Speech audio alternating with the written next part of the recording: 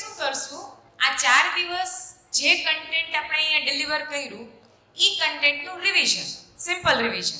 બરાબર, તમે ઓલરેડી એટલું સાંભળીએ છીએ, પછી એને આપણે ઘડી એક્ઝામ્પલ્સથી એને સમજીએ બી છીએ. તો એનું એક શોર્ટ રિવિઝન કરી નાખીએ જેથી તમારી લિંક છે એ કન્ટિન્યુટીમાં બેસી જાય. બરાબર, હાલ સૌથી ફર્સ્ટ ટોપિક આપણે, મારો અવાજ બહુ સંભળાય છે કે મને સંભળાય છે? માપે છે? દૂર રાખો આટલો. હવે ઓકે. આપણે સૌથી પહેલા સ્ટાર્ટ કર્યું હતું, તો આપણે ક્યાંથી સ્ટાર્ટ કર્યું? જિંદા રહેના અને જીના, અને એનો ડિફરન્સ બહુ ક્લિયરલી આપણને સમજાય છે, એટલે એને આપણે ફરીથી રિવાઇઝ કરવાની જરૂરત નથી લાગતી.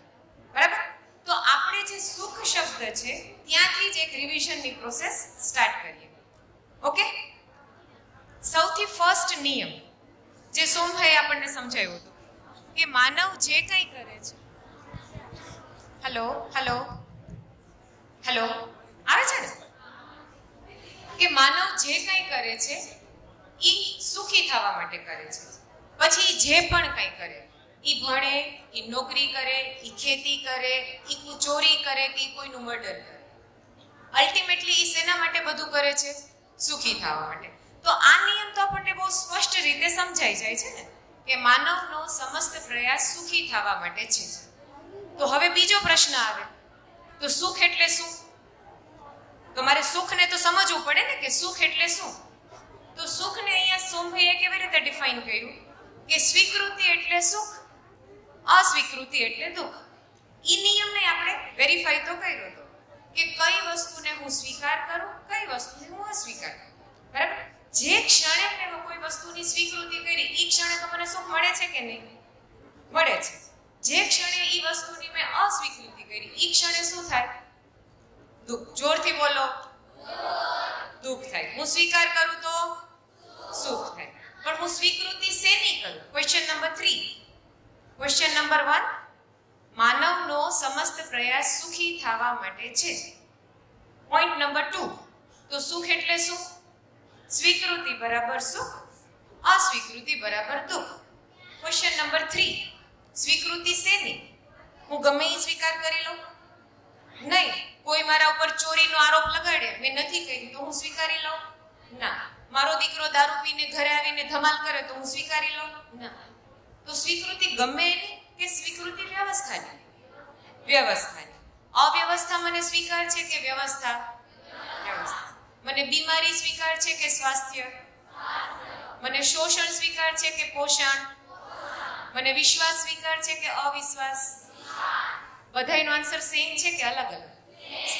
જે સેમ છે એ યુનિવર્સલ છે, જે અલગ અલગ છે એમાં કોઈ યુનિવર્સાલિટી, કોઈ કોમન ગ્રાઉન્ડ છે જ નહીં. તો જે બધાનો સેમ છે એનો સ્વીકાર થાય, જે બધાનો અલગ અલગ છે એનો સ્વીકાર કેવી રીતે થાય? અત્યારે હું અહીંયા હોલમાં પૂછીને બેસીને પૂછું કે સાંજે આજે આપણે એવી રસોઈ બનાવશું જે બધાને ભાવતી હોય, એવું થાય? ગમે એવું બનાવશો, અડધા તો એવા નીકળશે જ કે જેને નહીં ભાવતું હોય. તો સ્વીકૃતિ શેની? જે યુનિવર્સલ છે, જે કોમન છે, જે સત્ય છે એની સ્વીકૃતિ. બરાબર, તો આપણે અહીંયાથી પોઈન્ટ નંબર 4 આવી કે સ્વીકૃતિ શેની? વ્યવસ્થાની. તો હવે મારે વ્યવસ્થા સમજવું પડે કે હું વ્યવસ્થા કોને કહું? અત્યારે તમે બધા જો એક લાઈનમાં બેઠા છો, વ્યવસ્થિત બેઠા છો, આગળ તમને એમ કહી કે તમને જેવી રીતે ઈચ્છા પડે એમ બેસો, તો આ હોલમાં કેટલા જણા સમાય? આટલા બધા ન સમાય. આ તો તમે વ્યવસ્થિત લાઈનમાં બેઠા છો એટલે આટલા લોકો એક સાથે સમાઈ ગયા. તો વ્યવસ્થા જળવાય તો બધી વસ્તુ પ્રોપરલી થાય. તો વ્યવસ્થા એટલે શું એ મારે સમજવાનું. બરાબર, તો હવે હું વ્યવસ્થા ક્યાં સમજું? પ્રકૃતિમાં વ્યવસ્થા સમજું કે માનવમાં વ્યવસ્થા સમજું? તો જ્યારે હું મારી આજુબાજુ નજર કરું ને તો મને એવું દેખાય કે પ્રકૃતિમાં બધું વ્યવસ્થિત છે. દિવસ અને રાત એના નિયમ પ્રમાણે થાય છે. ઉનાળો, ચોમાસું, શિયાળો એના નિયમ પ્રમાણે થાય છે. બી તમે જમીનમાં વાવો તો એના નિયમ પ્રમાણે ઉગે છે, એમાં ફૂલ આવે છે, એમાં ફળ આવે છે, એક ટાઈમે મરી જાય છે, થાય છે ને?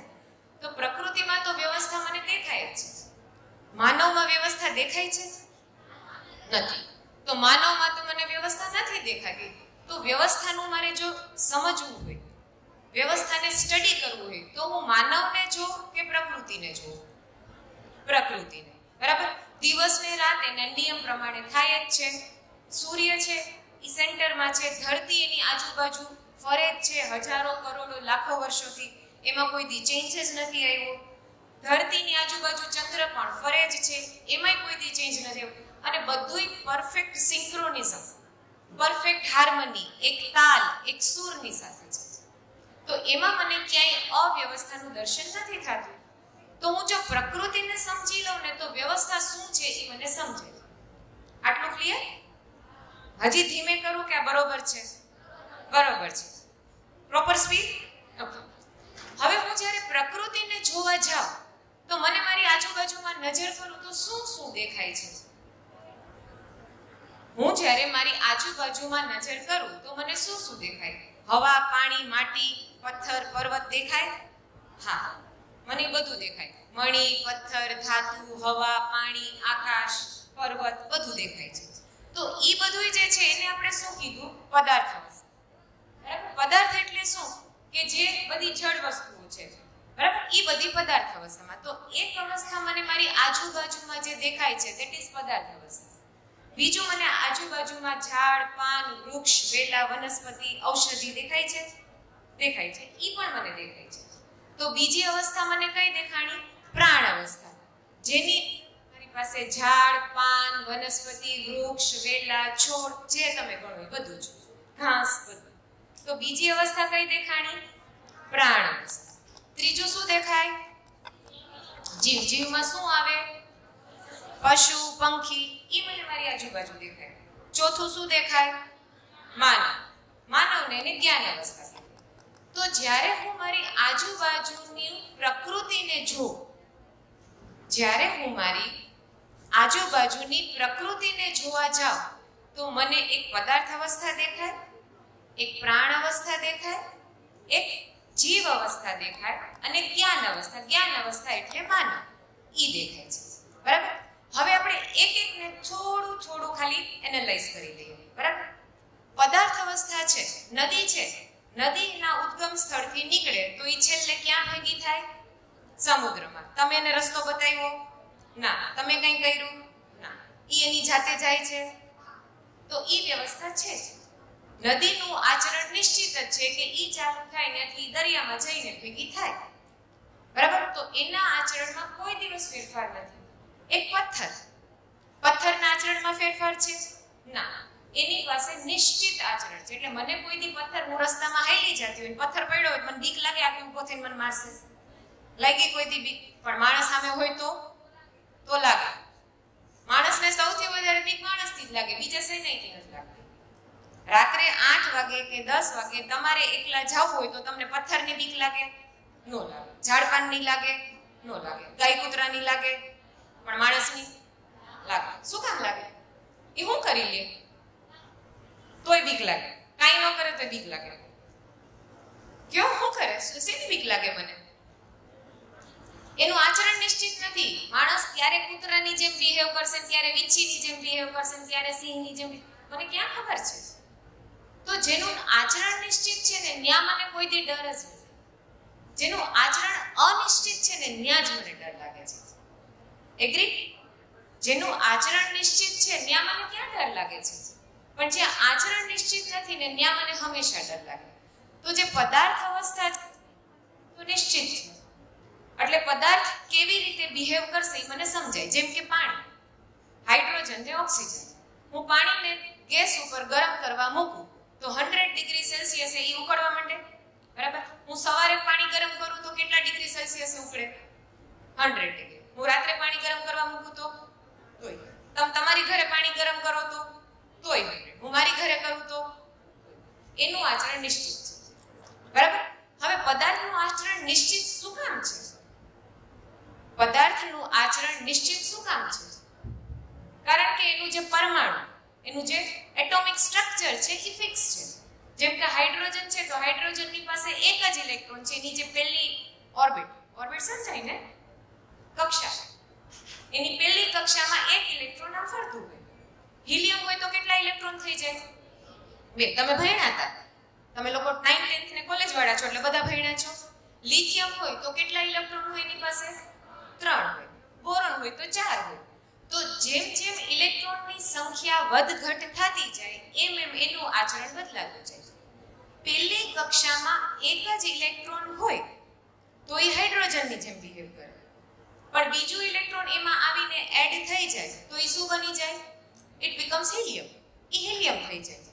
ત્રીજું ઇલેક્ટ્રોન એમાં આવીને એડ થઈ જાય તો એ લિથિયમ બની જાય, તો એ લિથિયમની જેમ બિહેવ કરે. બરાબર? તો પદાર્થ અવસ્થાનું આચરણ નિશ્ચિત છે. એની પાછળનું કારણ શું છે? એના પરમાણુની રચના. બરાબર? એટલે એક અવસ્થા કમ્પ્લીટ થઈ ગઈ કે પદાર્થ અવસ્થા છે એનું આચરણ માત્રા વિધિથી નિયંત્રિત છે. માત્રા એટલે નંબર ઓફ ઇલેક્ટ્રોન્સ. એની પાસે 1 ઇલેક્ટ્રોન છે, 2 છે, 5 છે, 50 છે, 100 છે. આપણું જે પિરિયોડિક ટેબલ છે એની અંદર કેટલા એલિમેન્ટ્સ છે?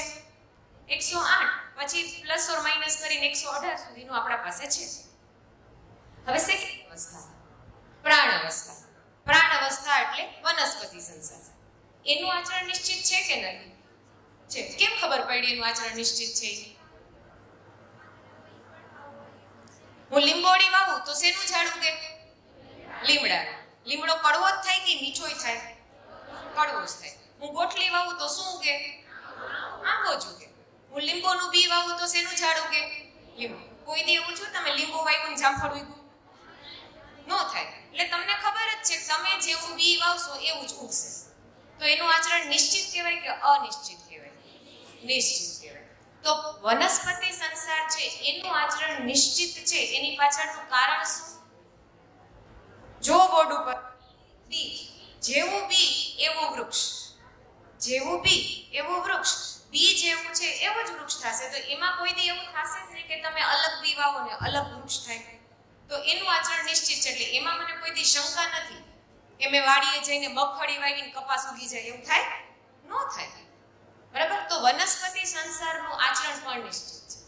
હવે ત્રીજી અવસ્થા આવે જીવ અવસ્થા. જીવ અવસ્થામાં શું આવે? પશુ, પંખી બધા. એનું આચરણ નિશ્ચિત છે કે નથી? નિશ્ચિત છે. ગાય છે એને ગમે એટલી ભૂખ લાગી હોય, એને ઘાસ ન મળે તો એ મરી જાય, પણ ખાય નહીં. ખાય? નો ખાય. સિંહ છે એને ભૂખ લાગી હોય તો એ માંસ જ ખાય, ઘાસ ન ખાય. માણસ એક ભૂખો હોય, એ શાકાહારી હોય અને બહુ ભૂખ લાગી હોય, 4 દિનનો ભૂખો છે, તમે એની સામે માંસ મૂકી દો તો ખાય કે ન ખાય? નક્કી ન હોય. ખાય ખરો? નોય ખાય. તો નિશ્ચિતતા છે નથી. તો માનવ અવસ્થા છે ને ત્યાં મારી પાસે નિશ્ચિત આચરણની અપેક્ષા છે, પણ નિશ્ચિત આચરણ છે નહીં. બરાબર? તો જીવ અવસ્થાનું આચરણ નિશ્ચિત છે. થઈ ગયું? તો 3 અવસ્થાના આચરણ નિશ્ચિત થયા એવું આપણને સમજાય છે. ફરીથી પદાર્થ અવસ્થાનું આચરણ નિશ્ચિત છે એની પાછળનું કારણ માત્રા. વનસ્પતિ સંસારનું આચરણ નિશ્ચિત છે એનું કારણ બીજ. જીવ સંસારનું આચરણ નિશ્ચિત છે એનું કારણ વંશ. માનવનું આચરણ ક્યારે નિશ્ચિત થાય? સંસ્કાર. સંસ્કાર ક્યાંથી આવે? પરિવાર, બીજે સમાજ, બીજે એજ્યુકેશન. સંસ્કાર આપવાનું કામ ખાલી મા બાપ કરશે? નો. કારણ કે બાળક 24 કલાક ઘરમાં નથી રહેતું. એ સ્કૂલમાં જાય છે કે સમાજમાં જાય છે. તો સંસ્કાર આપવાની જવાબદારી ખાલી મા બાપની? ના. ખાલી ટીચર્સની? ના. ખાલી સમાજની? ના. મા બાપની, ટીચર્સની એટલે એજ્યુકેશન સિસ્ટમની અને સમાજની. ત્રણેયની. It is the combined responsibility of all this three. બરાબર? એટલે શિક્ષા સંસ્કારનું કામ કર્યું. તો હવે આપણે અત્યાર સુધીમાં ટોટલ 4 વસ્તુ રિવાઇઝ કરી. માણસનો સમસ્ત પ્રયાસ સુખી થવા માટે છે. સુખ એટલે શું? સ્વીકૃતિ બરાબર સુખ. સ્વીકૃતિ શેની? વ્યવસ્થાની. વ્યવસ્થા આપણે ક્યાં સ્ટડી કરી? પ્રકૃતિમાં. પ્રકૃતિમાં 3 અવસ્થા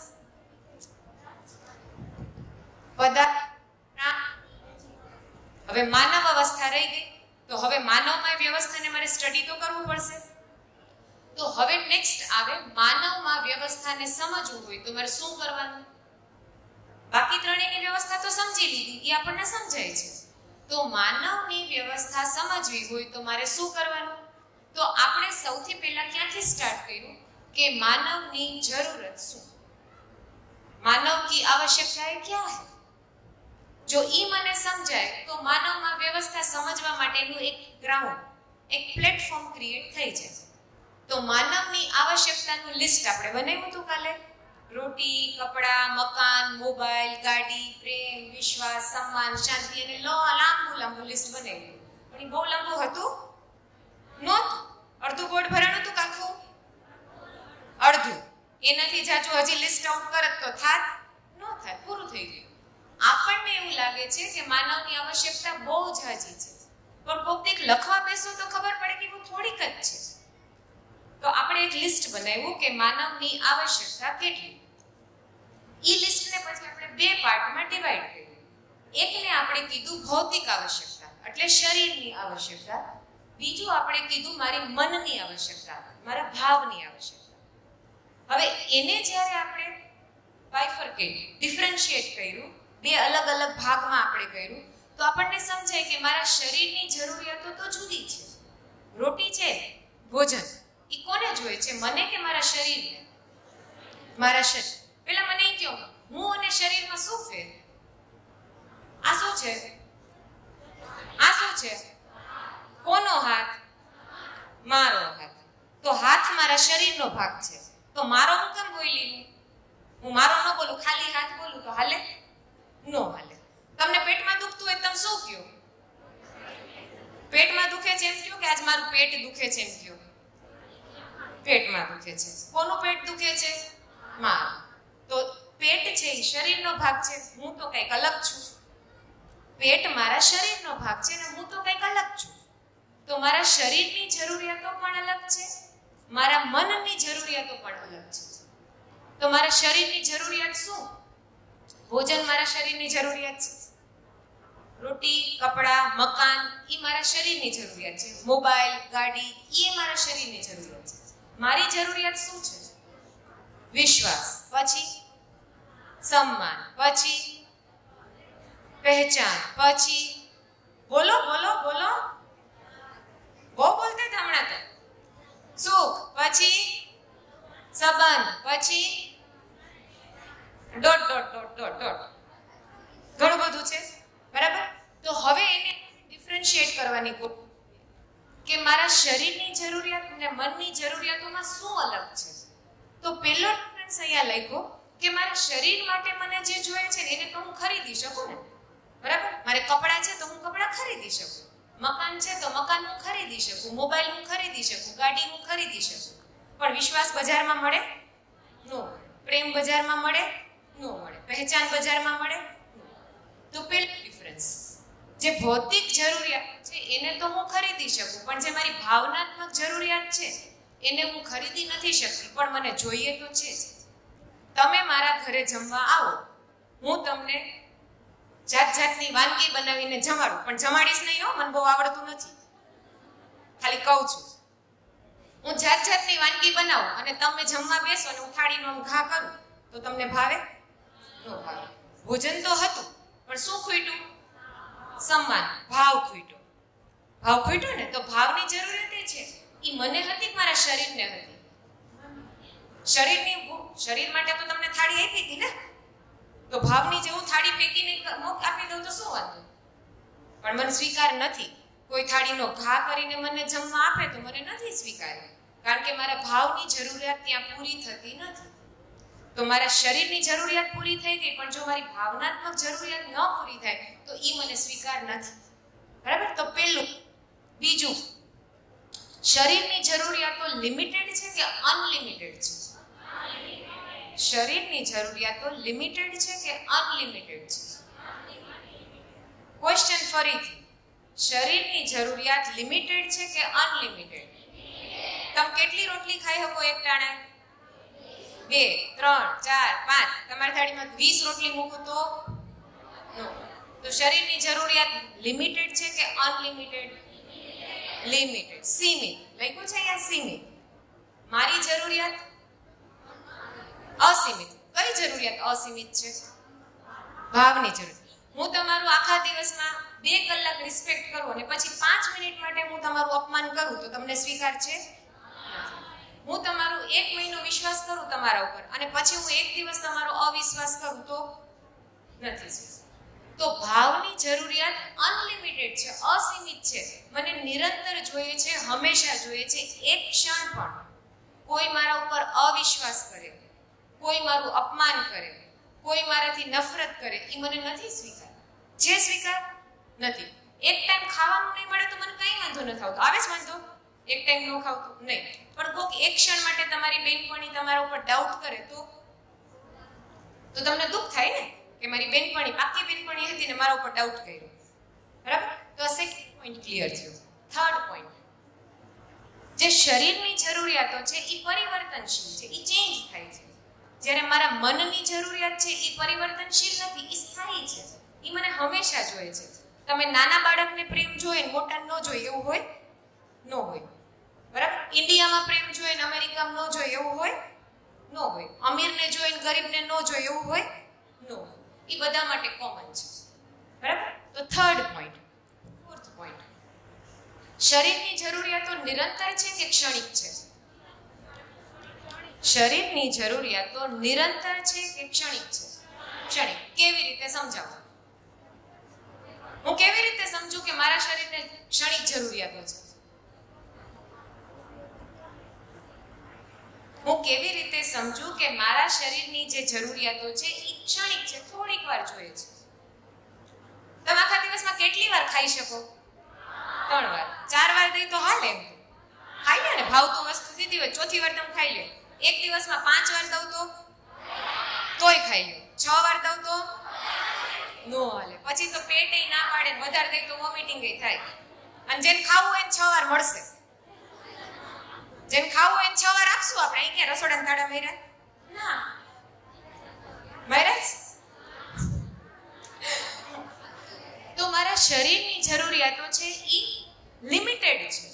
હું એક ટાઈમે, મારી પાસે 10 જોડી કપડાં હોય તો એક ટાઈમમાં હું કેટલા જોડી કપડાં પહેરું? એક જ જોડી કપડાં પહેરું ને. મારી પાસે 4 કુર્તી હોય તો 4 ઉપરા ઉપર પહેરી લઉં? ન પહેરી શકું. તો લિમિટેડ નીડ છે. પણ મારા મનની જરૂરિયાતો છે એ કેવી છે? એ તો અનલિમિટેડ છે, નિરંતર છે. મને સુખની જરૂરિયાત નિરંતર છે, મને વિશ્વાસની જરૂરિયાત નિરંતર છે, મને સન્માનની જરૂરિયાત નિરંતર છે, મને પ્રેમની જરૂરિયાત નિરંતર છે, મને બધું જ નિરંતર જોઈએ છે. તો જ્યારે હું મન અને શરીર એ બેઉને ડિફરન્શિએટ કરવાની કોશિશ કરું તો મને દેખાય કે શરીરની જરૂરિયાતો છે એ લિમિટેડ છે, એ ક્ષણિક છે, એ પરિવર્તનશીલ છે. જ્યારે મારા મનની જરૂરિયાતો છે એ નિરંતર છે, એ મને હંમેશા જોઈએ છે, એ શાશ્વત છે. એવું કોઈ દી ન થાય કે હું નાની હોય ત્યારે મને કોઈ પ્રેમ કરે તો ગમે, હું મોટી થાવ ત્યારે મને કોઈ પ્રેમ ન કરે, એ મને સ્વીકાર નથી. બરાબર? હવે પોઈન્ટ, શરીરની જરૂરિયાતો બધાયની અલગ અલગ છે. કોકને પંખા નીચે બેસવું ગમે ને કોકને પંખા નીચે ના બેસવું ગમે. કોકને એસી વગર નીંદર ન આવે ને કોકને એસી હોય તો જ ઊંઘ આવે. બરાબર? તો શરીરની જરૂરિયાતો બધાની અલગ અલગ છે. જ્યારે ભાવની જરૂરિયાત છે એ બધાની એક છે, એ બધાની સેમ છે. એ નાના મોટા, અમીર ગરીબ, ઇન્ડિયન અમેરિકન, સ્ત્રી પુરુષ, વૃદ્ધ બાળક, જે ગણો સેમ ફોર ઓલ, એ બધા માટે સેમ છે. નેક્સ્ટ પોઈન્ટ, શરીરની જરૂરિયાતો મને પૂરી કરવી હોય તો ક્યાંથી હું પૂરી કરું? શ્રમપૂર્વક. હું પ્રકૃતિ સાથે કંઈક કામ કરું, શ્રમપૂર્વક ઉત્પાદન કરું તો મને જે મળે છે એ મારા શરીરની જરૂરિયાતો પૂરી કરે છે. જેમ કે હું ધરતીમાં અનાજ દાળ વાવું છું, એમાંથી ઉગે છે, એ મારા શરીરને, એ મારું ભોજનની નીડ પૂરી કરે છે. કપાસ ઉગે છે, એમાંથી આપણે દોરા બનાવીએ, એમાંથી કપડું બનાવીએ, એને સ્ટીચ કરીએ અને આપણે પહેરીએ, તો એ મારા શરીરની જરૂરિયાત પૂરી કરે છે. લોખંડ, એલ્યુમિનિયમ, રબર કાઢીને હું ગાડી બનાવી લઉં. બરાબર? એ મારા શરીરને, હું અહીંયાથી જુનાગઢ જવું હોય તો હું ચાલીને નહીં જાઉં, મને ગાડી જોશે. તો એ મારા શરીરનું, મારા પગ છે એ એટલું કામ નથી કરી શકતા, તો હું ગાડીનો યુઝ કરીશ. તો એ મારા શરીરની જરૂરિયાતને પૂરી કરે છે. હું અહીંયા બોલું છું, આ માઇક મૂકી, તો માઇક રાખું તો સંભળાય છે. તો મારો અવાજ છે એને એમ્પ્લિફાય કરવા માટે હું આ યુઝ કરું, તો આ મારા શરીરનું એક્સટેન્શન છે. બરાબર? જ્યારે મારે શરીરની આવશ્યકતાઓ પૂરી કરવી છે તો હું પ્રકૃતિ સાથે શ્રમપૂર્વક કામ કરીને એ જરૂરિયાતોને હું પૂરી કરી શકું છું. પણ મારા મનની જરૂરિયાત પૂરી કરવી હોય તો તો શેનાથી થાય? મારે મારા મનની જરૂરિયાત પૂરી કરવી હોય તો શેનાથી થાય? સમજ સમજીને જ થાય ને. એના વગર હું મારા મનની જરૂરિયાત કેમ પૂરી કરું? ક્યારેક મારું એક મન આમ કહે, ક્યારેક મારું મન આમ કહે, ક્યારેક કાંઈ કારણ ન હોય ને મને રોવું આવી જાય, ક્યારેક કાંઈ કારણ ન હોય ને મને મજા આવતી હોય. તો મારું મન શું કરે છે મને ખબર જ નથી. તો મન શું કરે છે એ સમજવા માટે મારે કંઈક સમજ ઉપર કામ કરવું પડશે, મારે કંઈક સમજવું પડશે. તો શું સમજવાનું? આ અસ્તિત્વ જેવું છે એવું મને સમજાય જાય, માનવ જેવો છે એવું મને સમજાય જાય, પદાર્થ, પ્રાણ, જીવ જેવું છે એવું મને સમજાય જાય. તો મને સમજાઈ ગયું. તો માણસ મને સમજાઈ જાય તો માણસની સાથે કેમ જીવવું એ પણ મને સમજાઈ જાય. તો મારું મન ખુશ રહી શકે. તો શરીરની જરૂરિયાત અને મનની જરૂરિયાત અલગ અલગ છે એવું ક્લિયર થાય છે? હા કે ના? હાથ ઊંચા કરો, કેટલાને સમજાય છે?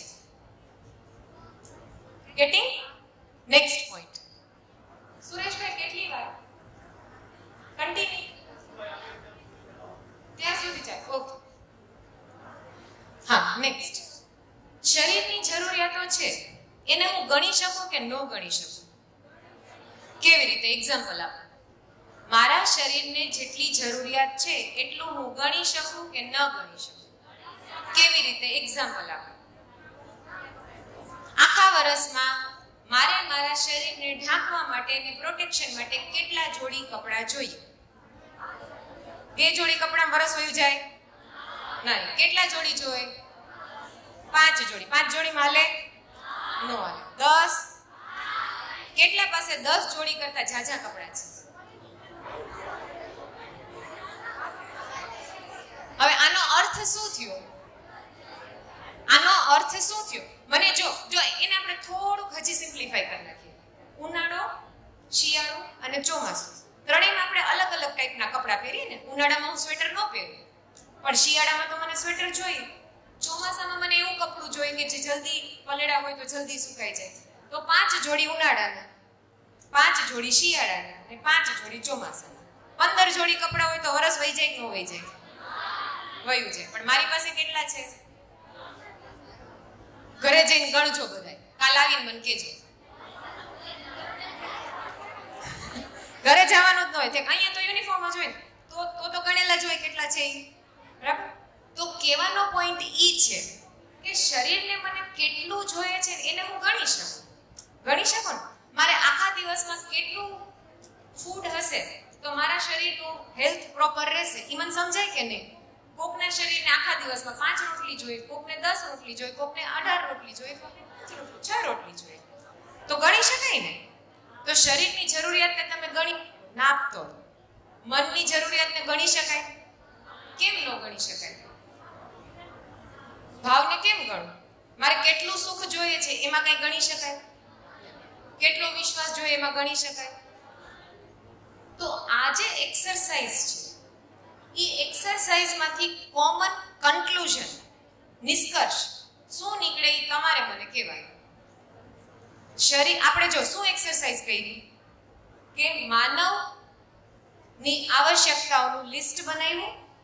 એ લિસ્ટને આપણે 2 પાર્ટમાં ડિવાઈડ કર્યું. એક હતી મારા શરીરની જરૂરિયાતો, એક હતી મારા મનની જરૂરિયાતો. હવે મને એ કહો કે તમને આમાં કેટલું સમજાય? કોણ મને ઊભું થઈને કહેશે કે શરીરની જરૂરિયાત અને મનની જરૂરિયાત અલગ અલગ છે અને શું અલગ અલગ છે? કોણ કહેશે? બેટા માઈક એને પાછળ કોઈને આપી દો ને.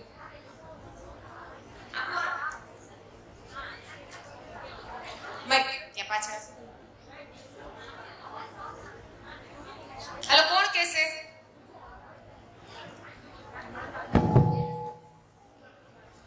આપ એકવાર ક્વેશ્ચન રિપીટ કરો.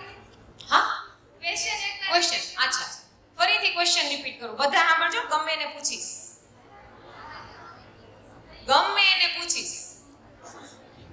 સુરેશભાઈ પૂછું ને ગમે એને? ફરીથી ક્વેશ્ચન રિપીટ કરું છું. ક્વેશ્ચન બરાબર સાંભળજો. માનવની આવશ્યકતાઓનું આપણે લિસ્ટ બનાવ્યું હતું. હા. પછી શું કર્યું હતું? એ લિસ્ટને 2 પાર્ટમાં ડિવાઈડ કર્યું. એક આવશ્યકતા શેની કીધી? શરીરની ભૌતિક આવશ્યકતા. બીજી શેની કીધી? ભાવની મનની આવશ્યકતા. તમારે મને ઈ કહેવાનું છે કે શરીરની આવશ્યકતા અને મનની આવશ્યકતા અલગ અલગ છે. ઈ તો સમજાય છે. શું અલગ અલગ છે? That is the question. સમજાણો બેટા ક્વેશ્ચન? ઓકે. શરીરની આવશ્યકતા શરીર સુખ માટેની હોય છે અને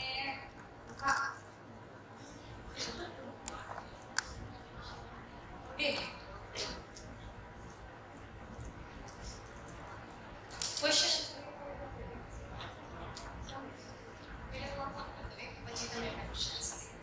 હા બેટા બોલ. શરીરની ભૌતિક આવશ્યકતા શરીર માટે હોય છે અને ભાવની આવશ્યકતા માનસિક સ્થિતિ માટે હોય ગુડ ગુડ ગુડ. નેક્સ્ટ બીજું. भौतिक आवश्यकता में हम लोग जिंदा रह सकते हैं भाव की आवश्यकता में हम जीना सीखते हैं. જી હા ગુડ. હજી કઈ બેટા? અથવા બીજા જેને આન્સર આપવો એને છૂટ.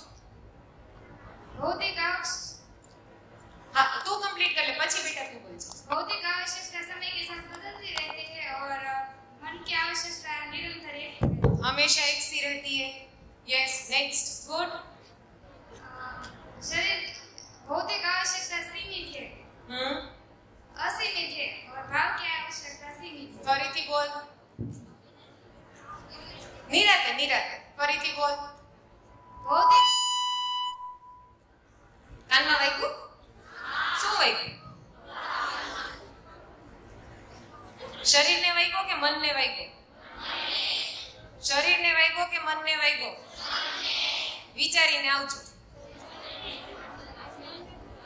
બોલ બેટા. બોલ. ઓકે. અહીંયાથી કોઈ બોલતું હતું? હા બેટા. એને માઈક આપી દો. हेलो यस एक मिनट बेटा आनो कंप्लीट कीजिए પછી તારું કામ. भौतिक आवश्यकता है वो शरीर के लिए है और जो भाव की आवश्यकता है वो मन के लिए है.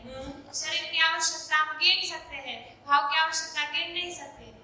बस ये शरीर की जो आवश्यकता है वो क्षणिक सुख के लिए होती है, भाव की आवश्यकता है वो निरंतर सुख के लिए होती है. Good good good. बस ये शरीर की आवश्यकता है वो प्रकृति से श्रम करके पा सकते हैं और वो भाव की आवश्यकता है वो समझ कर रहता है, समझ कर पा सकते हैं. गुड. भाव शरीर की आवश्यकता में नाम तोलन कर सकते हैं और भाव की आवश्यकता में वो नहीं हो सकता, नाम नहीं होता. शरीर की आवश्यकता स्थूल है और मन की आवश्यकता अस्थूल है, सूक्ष्म. बराबर છે. गुड. यस. मैं एक एग्जांपल આપું છું. ઓકે. જ્યારે આપણે શરીરની આવશ્યકતા કપડા છે તો આપણે અને મનની આવશ્યકતા આપણે એક સમજ છે એમ માની લેવી. તો આપણે કપડાને આપણે મન સાથે જોડવી છે ત્યારે આપણે દુઃખ છે એ ક્રિએટ થાય છે. તો ઈ ન જોડવું જોઈએ કેમ કે ઈ બંને અલગ બાબત છે. કેવી રીતે ક્રિએટ થાય છે એને થોડુંક વધારે ડિસ્ક્રાઇબ કરી શકીશ? જે શરીરની જે આવશ્યકતા કપડા છે તો એ આપણી એક ભૌતિક આવશ્યકતા છે અને જે સમજ છે એ આપણી માનસિક છે એટલે કે ભાવ સાથે સંબંધ ધરાવે છે. તો આપણે બંનેને જ્યારે એક સાથે જોડવાનો પ્રયત્ન કરીએ છીએ ત્યારે માણસ દુઃખી થાય છે. Good good. તાલી પાડો. તો ટૂંકમાં આપણને શરીર અને મન બંનેની જરૂરિયાતો જુદી જુદી છે એવું તો સમજાય છે. બરાબર. કેવી રીતે જુદી જુદી છે એને આપણે થોડુંક ડિસ્ક્રાઇબ કર્યું એ પણ આપણને સમજાય છે. તો અત્યાર સુધી આજે છેલ્લા 4 દિવસમાં આપણે જેટલું કર્યું એનું એક લિંકિંગ કરીએ તો આપણે શરૂ ક્યાંથી કર્યું હતું? જિંદા રહેના એન્ડ જીના. એ આપણે એડ્રેસ ગલત એ સમજાણું. બરાબર. પછી આપણે એડ્રેસ શોધવા નીકળ્યા. બરાબર. એટલે મેં ફર્સ્ટ પોઈન્ટ શું લીધું? જિંદા રહેના ઓર જીના. એને આપણે સમજ્યા. પછી આપણે સમજ્યા કે માણસનો સમસ્ત પ્રયાસ સુખી થવા માટે છે. નેક્સ્ટ પોઈન્ટ આપણે એવું સમજ્યા કે સુખ શું છે? તો સ્વીકૃતિ ઇઝ ઇક્વલ ટુ સુખ, અસ્વીકૃતિ ઇઝ ઇક્વલ ટુ દુઃખ. સ્વીકૃતિ શેની? વ્યવસ્થાની કે અવ્યવસ્થાની? વ્યવસ્થા. પછી આપણે વ્યવસ્થા સમજવા ગયા તો વ્યવસ્થા હું ક્યાં સમજું? પ્રકૃતિમાં કે માનવમાં? પ્રકૃતિમાં. તો હું પ્રકૃતિમાં વ્યવસ્થા સમજવા ગઈ તો આપણે 4 અવસ્થા જોઈ. બોલો કઈ કઈ? પદાર્થ, પ્રાણ, જીવ, માનવ. પદાર્થ અવસ્થાનું આચરણ નિશ્ચિત છે. શેના ઉપરથી એવું કહી શકાય કે નિશ્ચિત છે? માત્ર. પ્રાણ અવસ્થાનું આચરણ બીજ વિધિથી નિયંત્રિત છે. જીવ અવસ્થાનું આચરણ વંશ વિધિથી. માનવનું આચરણ શિક્ષા સંસ્કાર. બરાબર? તો હવે આપણે ક્યાં વ્યવસ્થા સમજવાની? માનવમાં. માનવમાં વ્યવસ્થા સમજવા ગયા તો આપણે ક્યાંથી શરૂ કર્યું? માનવની આવશ્યકતાઓનું લિસ્ટ બનાવ્યું. પછી શું કર્યું? શરીરની આવશ્યકતાઓનું લિસ્ટ કર્યું અને મન. તો આ છેલ્લા 4 દિવસમાં આપણે જેટલું કર્યું એનું એક આપણે શોર્ટમાં રિવિઝન કર્યું. Is it okay? હવે કઈ ક્વેશ્ચન? બધું સમજાઈ ગયું? કોણ અહીંયા આવીને બોલશે? સંગીતા. કોણ સંગીતા છે? હવે ક્વેશ્ચન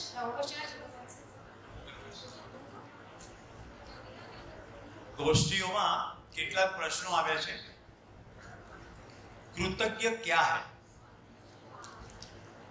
કૃત એટલે કંઈક કર્યું, જ્ઞ એટલે એની મને ખબર પડી અને હું એને સ્વીકાર તો હું કૃતજ્ઞ થાઉં. મેં અત્યારે જે કપડાં પહેર્યા છે હું થોડું ધ્યાન દઉં તો ખબર પડે કે આ કપડાં કોઈ દૂર ખેતરમાં કોઈ ખેડૂતે કાળી મજૂરી કરીને કપાસ ઉગાડ્યો છે, ત્યાર પછી એની અંદરથી યાન બન્યું છે, દોરા બન્યા છે. કેટલી પ્રક્રિયાઓ પછી એ મારા શરીર ઉપર જબ્બા કે લેંગાના સ્વરૂપમાં છે. આવું મારું ધ્યાન જાય એવી મારામાં ક્ષમતા છે અને આવું ધ્યાન આપું તો મારામાં જે ભાવ ઉત્પન્ન થાય એને કૃતજ્ઞતા કહેવાય.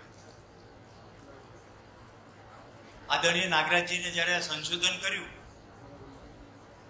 અને આખું અસ્તિત્વ દેખાયું ત્યારે એમણે કહ્યું કે હું સમગ્ર માનવ જાત પ્રત્યે કૃતજ્ઞ છું.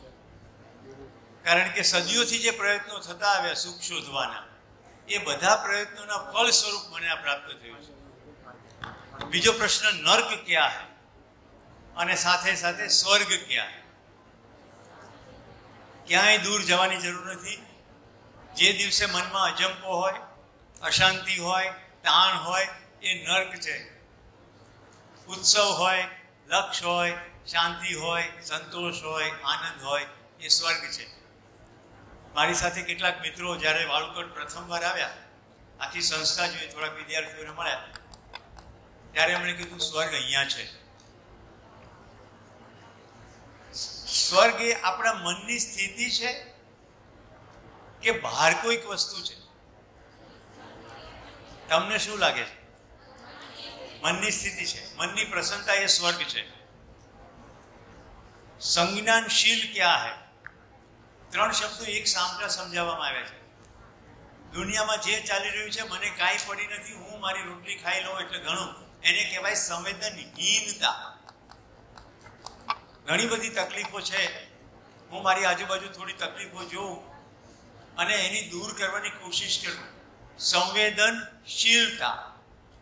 હું જોઉં અને કંઈક કરું, પણ હું કશું જોઉં નહીં, મને માહિતી મળે અને હું દિમાગ ચલાવું કારણ કે મારી ક્ષમતા છે. અક્ષય બલ શક્તિ સંપન્નતા એવો શબ્દ આવે. તમે બધા કલ્પનાશીલતામાં અસીમ એવો શબ્દ સાંભળ્યો કે દુનિયામાં અસંખ્ય લોકો ભૂખે મરી જાય છે, તો હું એવું તે શું કરું અને એના માટે એવું તે હું શું જાણું કે આ ક્ષેત્રમાં કંઈક કામ કરી શકું, એને કહેવાય સંજ્ઞાનશીલતા. આપણે એ જોયું કે માણસ સુવિધાની પાછળ દોડી દોડીને પૃથ્વીની પથારી ફેરવી નાખે. તો કમસે કમ મારાથી શરૂ થાય, એના માટે મારે વ્યવસ્થાનું સ્વરૂપ જાણવું પડે. સંજ્ઞાનશીલતામાં સમગ્ર વ્યવસ્થા જાણવાની, જીવવાની અને બીજાને સમજાવવાની. માનસિકતા कैसे ठीक करना. જો આ શિબિર જ્યારથી શરૂ થયો છે, હું બધી ગોષ્ઠીઓમાં પાછળ બેસતો આવ્યો છું અને જે ગોષ્ઠી કરતા કોઓર્ડિનેટરો સાથે વાત કરું એટલે ખબર પડે તમે બધા બીજા કોઈકની દિશામાં વિચારવા લાગ્યા છો. આ પોતાના માટેનો શિબિર છે. માનસિકતા कैसे ठीक करना તો પોતામાં જ જોવાનું. કે મારે મારી માનસિકતા કેવી રીતે ઠીક કરવાની? કોઈ થર્ડ પાર્ટીની વાત નથી થઈ રહી, કોઈ બીજા વ્યક્તિની વાત નથી થઈ રહી. જિંદા રહેનારની જીનાની વાત થાય તો મારી જ વાત થઈ રહી છે એમ શિબિરને સાંભળવું પડે. અહીંયા જેટલી આવશ્યકતાઓ લખી છે ભૌતિક અને ભાવ, જો બધા પોતાની અંદર, આ ભાવ મને સતત જોઈએ છે. મને સુખ, શાંતિ, સંતોષ, આનંદ, વિશ્વાસ આ બધું સતત જોઈએ છે. શું હું એને ગણતરી કરી શકીશ? રાઈટ, મારા પિતા મને ચાહે છે, પ્રેમ કરે છે, તો પ્રેમને હું કિલો 2 કિલો એમ માપી શકીશ? હું કોઈ પણ દિવસ એના વગર મને ચાલશે? આવું પોતાની અંદર જોવાનું છે. જેટલું જોતા જઈશું એટલું માનસિકતા સરખી થતી જશે, કારણ કે ખબર પડશે આવી માનસિકતાથી હું દુઃખી થાઉં છું અને આવી માनसिकताથી હું सुखी થાઉં છું. हमारे मन में नेगेटिव का नियंत्रण कैसे करना? जब तक सही की सूचना नहीं आती सभी सूचनाएं नेगेटिव चलती रहती. सही की सूचना आती नेगेटिव चला जाएगा. नेगेटिव ने दूर करने की कोशिश ना करे. जो हूँ तमने एक एक्सरसाइज कराऊं, कोई पण प्राणीनो विचार करो, बराबर? बोलो રીનાબેન, કયું પ્રાણી આવ્યું? ગુણ. તમારે માયા? કોઈ પણ પ્રાણીનો વિચાર કરો. મોર, મુસ્કાન. મુસ્કાન બીજા વાળા બાજુ જોવે છે, મારે તો કલ્પનાશીલતા છે નહીં. પ્રાણી, હાથી, કમસે કમ જુદા જુદા પ્રાણીઓ આવ્યા. હવે જોજો, કોઈ પણ પ્રાણીનો વિચાર કરો પણ ભૂંડનો વિચાર કરશો નહીં. કયું પ્રાણી દેખાય છે? નેગેટિવ કા નિયંત્રણ નથી કરવા. નેગેટિવ એની જાતે થઈ જશે સાહેબ. સકારાત્મક, પોઝિટિવ, સચ્ચાઈ આવવા દો. તમે પાણીના 1 ગ્લાસમાં અડધું લીંબુ નીચો તો લીંબુનો સ્વાદ આવે, પણ અડધું લીંબુ માટલામાં નીચોવો તો સ્વાદ આવે? અને પાણીની ટાંકીમાં નીચોવ્યું હોય તો? એવું જ છે આપણા મનની અંદર જે નકારાત્મકતા છે એને લીંબુના અડધા ફાડિયાના રસ સાથે સરખાવો. એમાં જેટલી સકારાત્મકતા, પોઝિટિવિટી ભરતા જઈએ એમ પેલું ગૌણ થતું જાય. आपको कैसे जीना होगा? मुझे तो जैसे जीना होगा मैं जीऊंगा. आप अपने बारे में पूछो. प्रश्न ऐसा होना चाहिए, मुझे कैसे जीना होगा. મારા કહેવાથી કંઈ ફેર નહીં પડે. તમે જેવું સમજશો તેવું જ જીવવાના છો. રાઈટ? તો બધાને અચ્છા જીવવાનું મન તો છે, તો સમજવું પડશે. એકમાત્ર જવાબ છે, જૈસે જીના હૈ ઉસકે અનુરૂપ સમજના પડે. સિમ્પલ એક ઉદાહરણ આપું. ખાલી મારે વાળુકડની આજુબાજુ આંટા મારવાનો હોય ને તો હું ગુજરાતી ભાષા શીખી લઉં એટલે ચાલે. પણ જો મારે દેશભરમાં રખડવું હોય તો મને હિન્દી આવડવી જોઈએ, અને દુનિયામાં રખડવું હોય તો ઇંગ્લિશ આવડવું જોઈએ. દુનિયાના કોઈ પણ માણસ સાથે મારે જીવવાની મજા લેવી હોય તો મારે માણસ જાતને સમજવી પડે, અને હું પોતે પણ માણસ છું એટલે પોતાને સમજવું પડે. પશુ સંવેદનશીલ છે કે નહીં? હવે પશુઓમાં પણ પ્રકાર છે.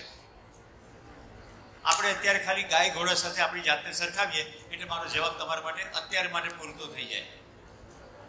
જે લોકોએ ગાય કે ભેંસ પાળી હશે એને ખબર હશે કે ગાય ઓળખે. મેં એવું સાંભળ્યું છે કે જે ગાયને દોતું હોય એના સિવાય ગાય બીજાને દોવા પણ ન દે. મતલબ કે એની અંદર આ ઓળખ છે કે કોણ મારી સંભાળ લે છે. આ અર્થમાં પશુ પણ સંવેદનશીલ છે. પણ પછી તમે વંદાને તમારી જાત સાથે સરખાવશો તો નહીં મેળ પડે. અહીંયા 5 ઇન્દ્રિયોના સંદર્ભમાં આપણે સંવેદનશીલતા સમજ્યા છીએ, એટલે હું 1 ઇન્દ્રિય, 2 ઇન્દ્રિય, 3 ઇન્દ્રિયની વાત કરી રહ્યો નથી. જિંદા રહેવું અને જીનાને પ્રેક્ટિકલ લાઈફમાં બેલેન્સ કેવી રીતે કરવું?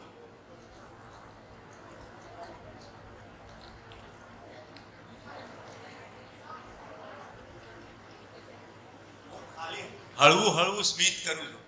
તમારામાંથી જે મારી સામે જોઈને હશે એ બધા જીના, બાકી બધા જિંદા રહેના. તમે એવું તો શું અમને આપી દીધું, તમે હસીએ? મેં તો કઈ આપ્યું નથી. તમને મારી સાથેનો સંબંધ ઓળખાય. રાઈટ?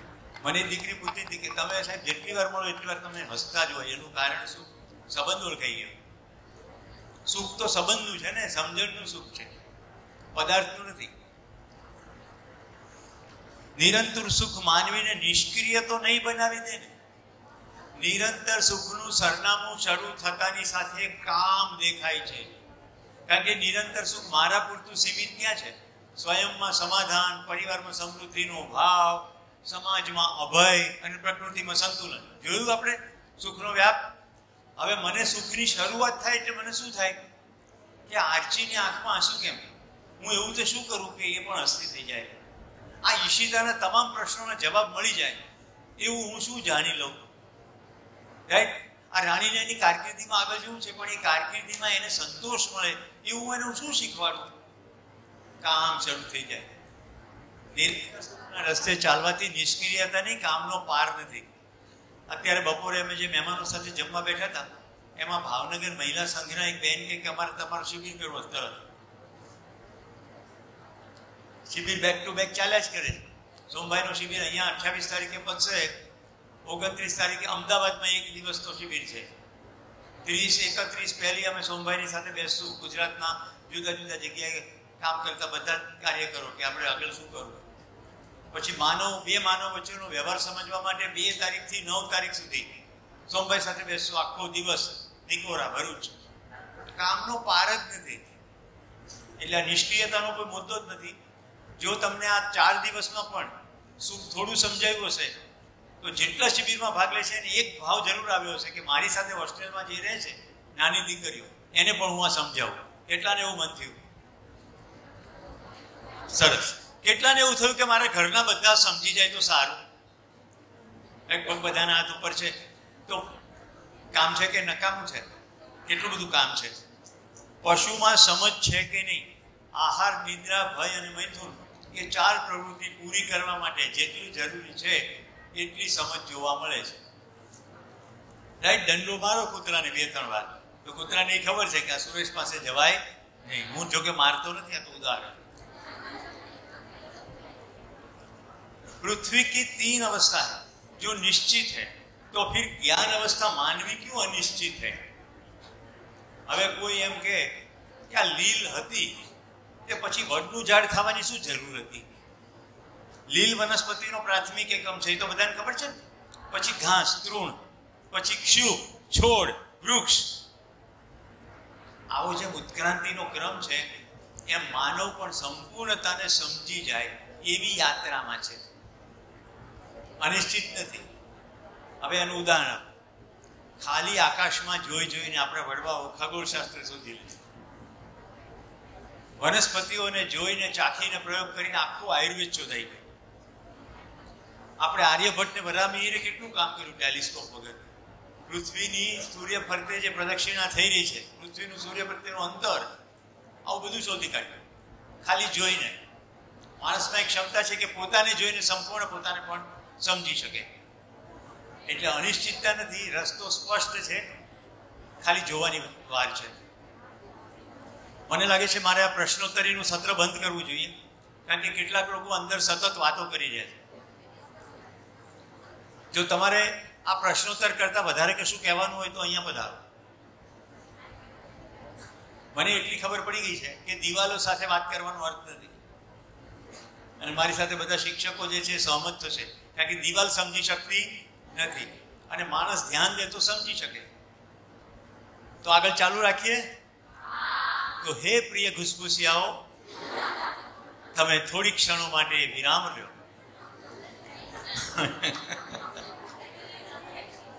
बुद्धि सबको मिली है तो फिर एक जैसी क्यों नहीं? અત્યારે થઈ ગયું ને વાત, ઉદાહરણ. બધાને સમજવા માટેની સરખી ક્ષમતા છે, પણ કોઈક બાજુના કાનમાં હળી કર્યા જ કરે. તો જુઓ સૂત્ર, જો जितना ધ્યાન દેગા વહ ઉतना સમજેગા. 3 શબ્દો આજે સમજાવ્યા હતા. ક્ષમતા, પાત્રતા, યોગ્યતા. સમજવાની ક્ષમતા બધાની એક સરખી. પાત્રતા કેવી રીતે વિકસિત થાય? ધ્યાન દેવાય. જે મેં હમણાં ઉદાહરણ આપ્યું, ફરી યાદ કરો. આકાશમાં ધ્યાન દો તો આકાશ સમજાય. મારે એક મિત્ર મને વર્ષો પહેલા પહાડોમાં ખેરખટ્ટો નામનું પક્ષી બતાવ્યું. ખેરખટ્ટો, એને અંગ્રેજીમાં ટ્રી પાઈ કે, બહુ કર્કશ અવાજ કરે, બદામી, કથ્થારે બદામી રંગનું પક્ષી છે, કાગડા કરતાં મોટું. અને એનું મને વર્ણન કર્યું કે આ પક્ષી નર આવવું હોય, માદા આવી હોય, આવી રીતે અવાજ કરે. મેં ખાલી એકવાર ધ્યાન દીધું, અત્યારે હું 100થી વધુ પક્ષીઓ ઓળખી શકું. તો ખાલી ધ્યાન દેવા માત્રથી મેં આજે ધ્યાનને, અમે અહીંયા બહાર બેઠા હતા, પાછળ ટોંકા ચાલતા હતા, મેં ધ્યાનને નર અને માદા કોયલ બંને બતાવ્યા. બધા કહે છે કોયલ ગાતી હતી, સાચું નથી. જે મીઠું ગાય છે કોયલ નર છે અને કાળા રંગનું છે આખું શરીર. સૂરજનો તડકો પડે તો વાદળી રંગની ઝાંય પડે, એટલે સાચું વાક્ય છે કોયલ ગાતો તો. માદા કોયલ ગાતી નથી, કુહુ કુહુ માદા કોયલ નથી કરતી. તો ધ્યાન દેવાથી પક્ષી સમજાઈ જાય. तो ध्यान देवाથી પોતાની पर ध्यान दिए तो जात ना समझाई जाए. ध्यान देने से पात्रता का विकास होता है. क्वेश्चन, चतुराई और चालाकी में क्या फर्क है? પોતાના જિંદગીના પ્રશ્નો બરાબર ધ્યાન દઈને ઉકેલવા એનું નામ ચતુરાઈ છે. બીજે ડાફોડિયા મારવા એનું નામ મૂર્ખાઈ છે. અને મને તો બધા પ્રશ્નો ખબર પડી ગઈ છે જવાબ, એવી ખોટી ડંફાસો મારવી એનું નામ ચાલાકી છે. જીવન વિદ્યામાં આગળ અભ્યાસ કરશો એટલે દંભ, છલ, કપટ ને પાખંડ એ 4 શબ્દો આવશે આ ચાલાકીમાં. બીજાને ઉલ્લુ બનાવવાની કળા એટલે ચાલાકી. ચતુરાઈની જરૂર છે. क्वेश्चन, आपको आपके पेरेंट्स ने क्या दिया और आपने अपने बच्चों को क्या दिया? राइट? आपको आपके पेरेंट्स ने क्या दिया? मेरे पेरेंट्स ने मुझे शरीर दिया, संस्कार दिया, ऐसी रुचि अभिरुचि विकसित करने में सहायता की ताकि जिंदगी की महत्वपूर्ण बातों पर मेरा ध्यान चला जाए. मैंने मेरे बच्चों को क्या दिया? वही परंपरा को आगे बढ़ाया और सद्भाग्य से मेरे जीवन में जीवन विद्या आ गई तो जीवन विद्या दी. क्वेश्चन, मैंने पुस्तक में पढ़ा है कि अगर हम कुछ चाहते हैं, अब ध्यान से सांभो, इस सभा में जो बाहर से पधारे लोग हैं वो भी इसको विशेष ध्यान से सुने क्योंकि इसका बाहर बहुत चलन है. रोंडा ब्रायन नामक एक लेखिका है, उसकी किताब है द सीक्रेट, उसके ऊपर से एक फिल्म भी बनी है. मैंने पुस्तक में पढ़ा है कि अगर हम कुछ चाहते हैं तो उनका मन में दृढ़ रूप से विचार करते रहे तो हमारा मन उस दिशा में काम करने लगता है और वो चीज हमें चाहे चमत्कार रूप से भी मिल ही जाती है. क्या ऐसा होता है? सवाल है, क्या ऐसा होता है? Law of attraction. तो मैं विज्ञान बता दूं, साइकोलॉजी की भाषा में इसको कहते हैं सेल्फ फुलफिलिंग प्रोफेसी. मैंने कुछ डिक्लेयर किया है, मैं उसको पाने के लिए संपूर्ण प्रयत्न करूंगा. अब ये कैसे होता है? जैसे मैंने ऐसा सोचा कि मुझे 4 बजे चाय पीनी है, राइट? यहाँ से अलका बहन नींबू शरबत बेचती है लेकिन मुझे तो चाय पीनी है. तो मैं 4 बजे यहाँ से निकलूंगा, मेरे मन में क्या चल रहा है? कहीं से चाय मिल जाए, चाय मिल जाए, चाय मिल जाए. इतने में दिनेश भाई के धर्मपत्नी, उन्होंने जैसे मेहमान नवाजी करते ऐसे कह दिया, सुरेश भाई आप आएंगे हमारे यहाँ चाय पीने? मैं एकदम खुश हो जाऊंगा. देखा, मैंने जो सोचा था वैसा हो गया. एक्चुअली मेरे मन में चाय का ख्याल है इसलिए मैं घूमने निकला हूं, कहीं मिल जाए. अगर ये ख्याल ही नहीं तो मैं बैठा रहूंगा. तो कुछ भी सोचने से केवल कुछ नहीं होगा, उसके अनुरूप प्रयत्न भी करने होंगे. फिर मन की एक स्थिति बनती है. आप में से जो लोग डेली न्यूज़पेपर पढ़ते हैं उनको ये इमीडिएटली पकड़ में आएगा. आपको कोई विषय की सूचना चाहिए तो न्यूज़पेपर खोलते ही पाना पलटते आपका ध्यान उसी जगह जाएगा. जिन लोगों को स्कूटर कार खरीदनी होती है उसको रोड में केवल गाड़ियां ही दिखती है क्योंकि मन बन गया है कि लेना है तो उसका इंटरेस्ट है. फिर तो कोई समझ में आ रहा है? केवल सोचने से होता? चलो हम सब सोचे इस पृथ्वी पर युद्ध ना हो. सोचने से नहीं होता. सोचने में दम लगाए कि कैसे मैं इस युद्ध को समाप्ति की दिशा में ले जाऊं तो हम कुछ काम करेंगे तो फिर होगा. एक पुस्तक में पढ़ा है कि अर्ध जागृत मन से 100% विश्वास के साथ पर्वत को उसका स्थान बदलने को बोले तो वो छोड़ देगा. क्या ऐसा होता है? આવું જો થતું હોય તો રોડ એન્ડ બિલ્ડિંગને કોઈ કરવાની કઈ જરૂરત નહીં ને. સરકારના બધા બાબુ આંખો બંધ કરીને કે રસ્તો થઈ જાય તો રસ્તો થઈ જવો જોઈએ ને. એવું ના થાય. આ બધા જે લેખકો લખે ને એમની પાછળ ભાવ એવો હોય કે વાંચકના મનમાં કશું પણ શક્ય છે એવી સકારાત્મકતા ઊભી થાય. કેટલા લોકોએ દંગલ પિક્ચર જોયું છે? દંગલ, બરાબર? સોમભાઈયાની વાત કરી હતી, દીકરીઓ, વિનાશ ફોગાટ. એવી જ રીતે દશરથ માંઝી નામનો એક માણસ, રાઈટ, એને આખો પહાડ કોતરી નાખ્યો. હું એક બેનને મળ્યો છું, એનું નામ છે અરુણિમા સિન્હા. રાઈટ, તમે એની ફિલ્મ જોઈ છે? અરુણિમા બેનને હું મળ્યો છું. એક પગ કપાઈ ગયા પછી એને એવરેસ્ટ સર કર્યો. અને આજે સોમભાઈ મહેમાનોની હાજરીમાં જે અતુલ ગરવલ સાહેબની વાત કરતા હતા, એ ભારતના પહેલા આઈપીએસ અધિકારી છે જેમણે માઉન્ટ એવરેસ્ટ સર કર્યું. મારા કાર્યક્રમમાં અતુલભાઈ પણ આવી ગયા છે, બચનજી પાલ પણ આવી ગયા છે. આ બધા ગ્રેટ લોકો એવું કહે છે કે બધો ડર તો લાગતો જ તો, પણ ડર કે બાવજૂદ કિયા. એટલે માણસની કલ્પનાશીલતામાં આવે કે મારે કરવું છે તો સંભાવના છે, પણ પર્વત ખસી જાય એવું બને નહીં.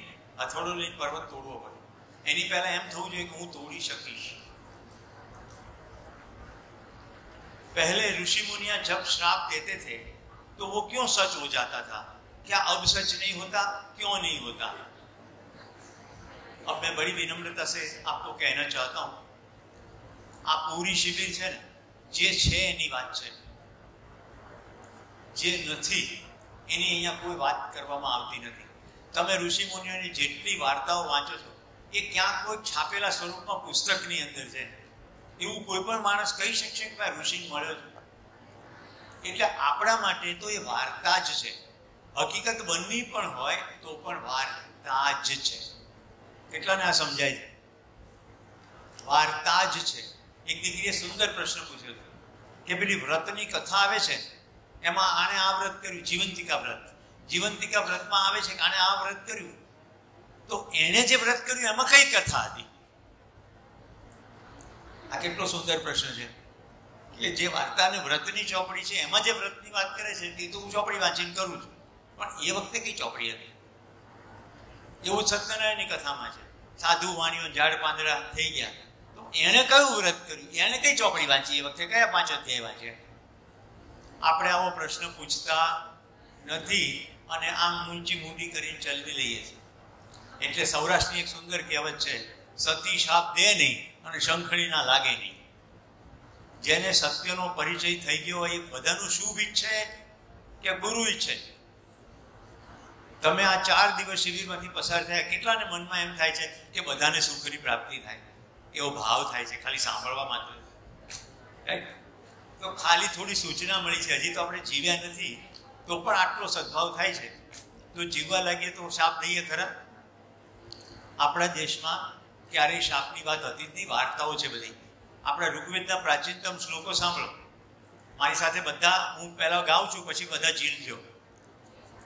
સર્વે ભવન્તુ સુખિનઃ, સર્વે સંતુ નિરામયાઃ, સર્વે ભદ્રાણિ પશ્યન્તુ, મા કશ્ચિત દુઃખ ભાગ ભવેત, સર્વથા સૌ સુખી થાઓ, સમતા સહુ સમાચરો, સર્વત્ર દિવ્યતા વ્યાપો, સર્વત્ર શાંતિ વિસ્તરો. તો આપણે આ પ્રાચીન કાળથી બધાના કલ્યાણની વાત કરતા આવે છે. આપણે શાપ દેવાની વાત આવે નહીં. હવે આજે વાત વાર્તાની નીકળી છે તો કહી દો, આપણી પાસે 2 પ્રકારની વાર્તા છે. એક વાર્તામાં ભય છે, આમ કરો નહીં તો ભાંગી નાખીશ, તોડી નાખીશ, રાઈટ? તેલના તાવડામાં મળી ગયા પછી તળીશ. આપણે એવી વાર્તાઓ છે કે આટલું કરો તો પાપ, અને આટલું પાપ કરો તો એની આટલી આટલી સજા છે. હવે માણસ છે કે બટાકો છે? રાઈટ? બીજા પ્રકારની જે વાર્તા છે ને એમાં પ્રલોભન છે. શું પ્રલોભન છે? આટલું કરો તો તમને સ્વર્ગમાં માલ મલિદા ખાવા મળશે, બાગ બગીચા ફુવારા, એ જલસો. એટલે 2 વસ્તુ થઈ, ભય અને પ્રલોભન. આ 2 વાર્તામાંથી છે ને જેને રસ ના પડ્યો ને એક નવું તિકડમ શોધી કાઢ્યું. એનું નામ આસ્થા. આસ્થામાં શું? ગુરુએ કીધું એટલે માનો, બાપાએ કીધું એટલે માનો, કોઈકે કીધું એટલે માનો. મિત્રો, જીવન વિદ્યા શિબિર ભય, પ્રલોભન અને આસ્થામાંથી બહાર નીકળીને શુદ્ધ તર્કપૂર્વક તર્ક સમજવાનું કાર્યક્રમ. એટલે આવા પ્રશ્નો હજી આ શિબિર પત્યા પછી પણ થાય. મને બ્રેકમાં એટલા બધા પ્રશ્નો મળ્યા છે, ભૂત છે કે નહીં, અમારા ગામમાં ખીચડી પેલા આંકડામાં ભૂત થાય છે, કોકને લીમડામાં ભૂત થાય છે, કોકના શરીરમાં ભૂત ઘરી જાય છે.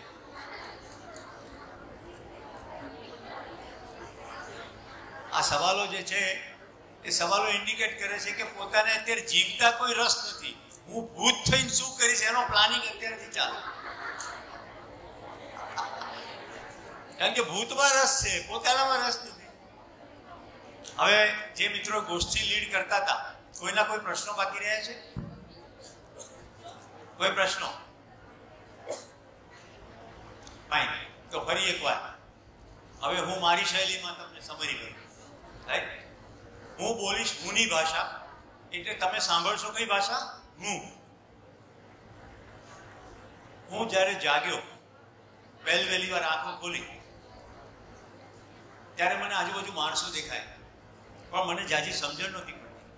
પછી મેં ધ્યાન દેવાનું શરૂ કર્યું, એટલે મને થોડાક દિવસો પછી ખબર પડી કે અહીંયા એક જગ્યાએથી મને ખોરાક એટલે કે દૂધ મળે છે, મારી પથારી ભીની થાય છે, તો એક વ્યક્તિ છે જે મને સૂકામાં સુવડાવે છે. આવું ધ્યાન દેવાથી મને ખબર પડી ગઈ અને મેં પહેલો શબ્દ ઉચ્ચાર્યો, માં. પૃથ્વીના પાટલા ઉપર ગમે ત્યાં જાઓ, માં, મમ્મા, મમ્મી, મોમ, આવા શબ્દો છે. મારી માતાએ મને બીજો શબ્દ ઓળખાવ્યો કે આ તારા માટે વસ્તુ જે લઈ આવે છે, આ તારા પિતા છે. મિત્રો, તમારે મારી વાત સાંભળવી હોય તો જ હું કહું, કારણ કે મારે શિક્ષક તરીકે બહુ જ સ્પષ્ટતા છે. હું ભાઈ તરીકે તમારા માટે પાણીથી પણ પાતળો થઈ જવા તૈયાર, પણ શિક્ષક તરીકે મારી પાસે ગંભીર સ્પષ્ટતા છે કે હું તો જ બોલીશ જો તમારે સાંભળવું. કારણ કે નહીં તો એ વાણીનો વ્યર્થ પ્રલાપ છે અને મને વાણી વેડફવી ગમશે નહીં, એટલે સાંભળવાની તૈયારી. તો બિલકુલ એકાગ્રતાથી સાંભળો. મેં કહ્યું કે મને પહેલા મારી માનો પરિચય થયો, પછી મને મારા પિતાનો પરિચય થયો. હું આગળ ને આગળ સાંભળતો ગયો પિતાજી અને માતાજીની વાત. ધીમે ધીમે મેં તારવી લીધું કે પૈસા હોવા જોઈએ, વસ્તુ હોવી જોઈએ, સારું ભણવું જોઈએ જેથી સારી નોકરી મળે, જેથી સારા પૈસા મળે. આમ મારી જીવનની યાત્રા શરૂ થઈ અને મેં મનમાં પહેલા નંબરનો ભ્રમ સેવ્યો. મારે જોઈતું હતું નિરંતર સુખ. મારી સપાટી હતી સાવ ચોખ્ખી, પણ એની અંદર ભ્રમ શરૂ થયો. શું ભ્રમ શરૂ થયો? પૈસામાં સુખ છે, સુવિધામાં સુખ છે, જેટલી સુવિધા મળે એટલું સારું.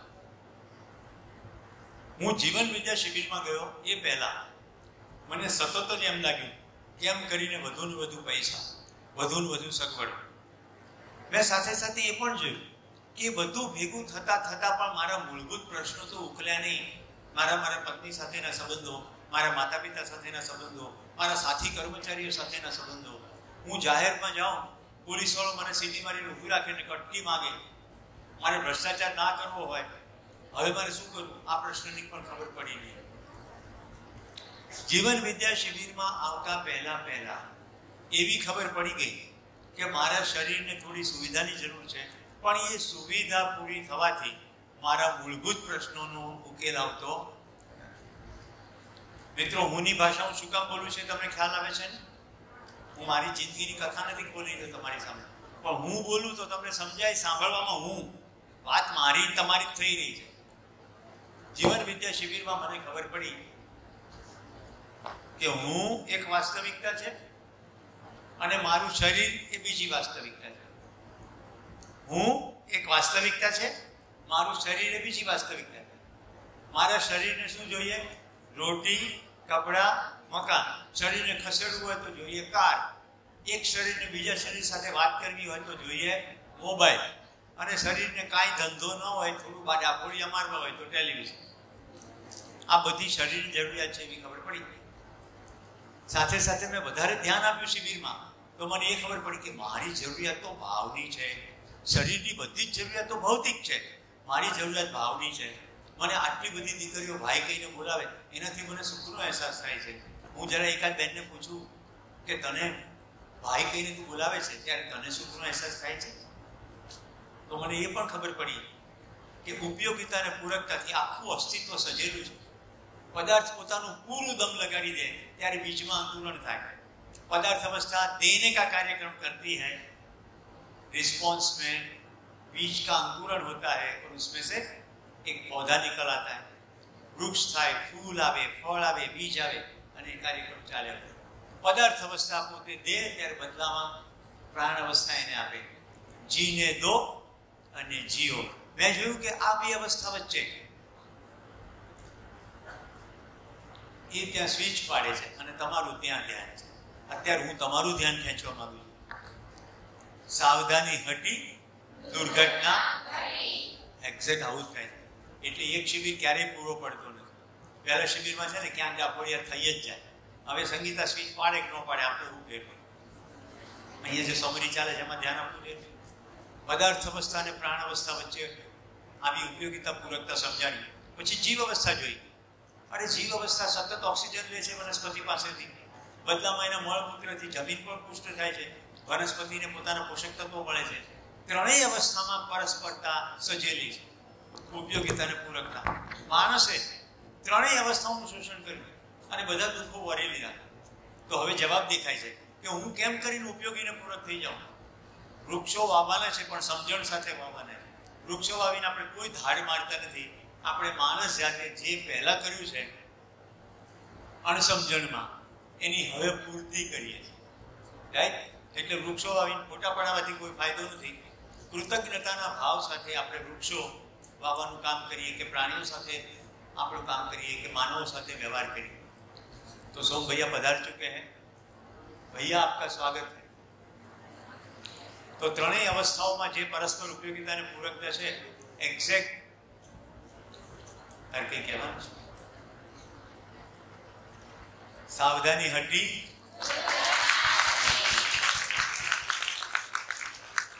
तो सोम भैया को मैं माइक तभी दूंगा जब आपकी ये स्वीकृति हो जाए कि सोम भाई यहां से जो देने का कार्यक्रम कर रहे हैं तो हम क्या देंगे. ये लगातार आपको ज्ञान देने की चेष्टा कर रहे हैं. कितने लोग ध्यान देंगे. केवल ध्यान मांग रहा हूं और कुछ नहीं. तो हम जितना ध्यान देंगे उतना अच्छी तरह से समझ पाएंगे. धन्यवाद. नमस्कार.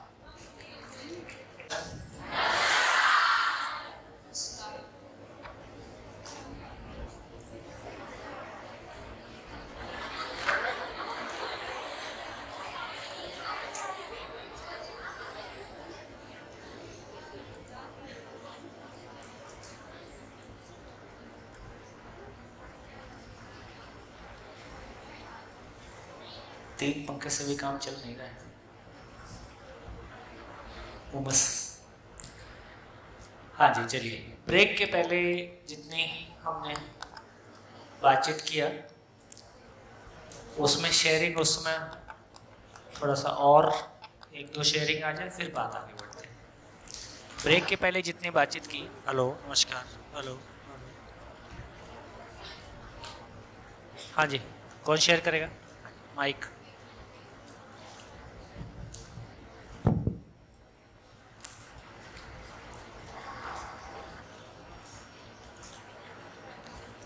नमस्कार सर. जी शेयरिंग नहीं है, एक मेरा प्रश्न है, कन्फ्यूजन है थोड़ा सा. हाँ. जैसे कि आपने कहा कि एक सुखद घटना है. जो कंटेक्स्ट में आपने बात किया था उसका कंटेक्स्ट यही था कि क्या मृत्यु एक सुखद घटना है.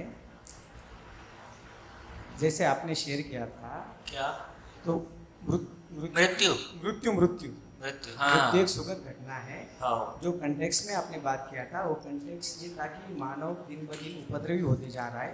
तो आज के तारीख में जो भी मानव उपद्रवी वो तो 15-20 साल में खत्म हो ही जाएगा. तो जो नहीं सुधरेंगे चले जो जाएंगे. नहीं सुधरेंगे चले जाएंगे. तो शरीर और जीवन दोनों अलग अलग है. जीवन शरीर को चलाता है और छोड़ देता है, जिसका हम मृत्यु कहते हैं. शरीर को स्वस्थ रखना जीवन की यानी कि मेरी जिम्मेदारी है. अगर मैं शरीर अव्यवस्थित होता है तो मुझे दुख होता है, मुझे पीड़ा होती है. इसका मतलब ये हुआ कि जिसके लिए मैं जिम्मेदार हूँ उसके लिए मैं दुखी होता हूँ. मेरा मृत्यु ये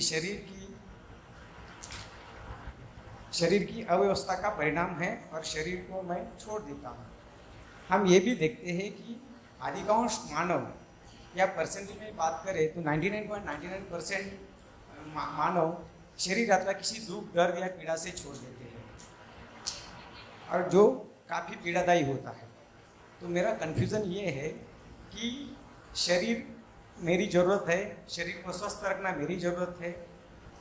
तो और जब भी कभी शरीर पीड़ादायी होता है तो मैं स्वयं शरीर को छोड़ के निकल जाता हूँ। नहीं, मैं आप ऐसा नहीं।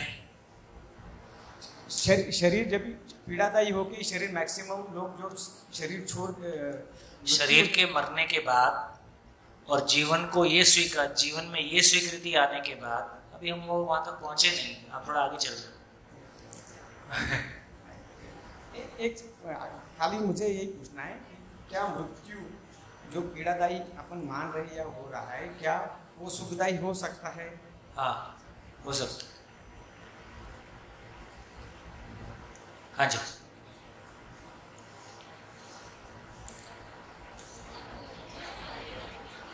जब देह भाव की अस्वीकृति हो जाती और देह भाव की अस्वीकृति हो जाती और आत्मभाव की स्वीकृति होती जाती तो मृत्यु पर विजय पा सकते हैं। मतलब फिर बोलता हूँ, सुनो, देह भाव की अस्वीकृति और आत्मभाव की स्वीकृति बराबर मृत्यु पर विजय। जी, फिर बोलूं? नहीं, हो गया। ठीक है, आप गलत बोलते ही नहीं हो।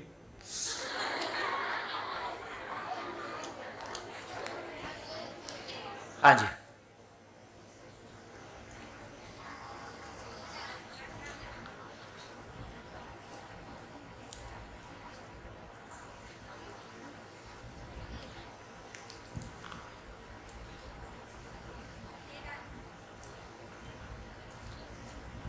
मेरा नाम हीना है।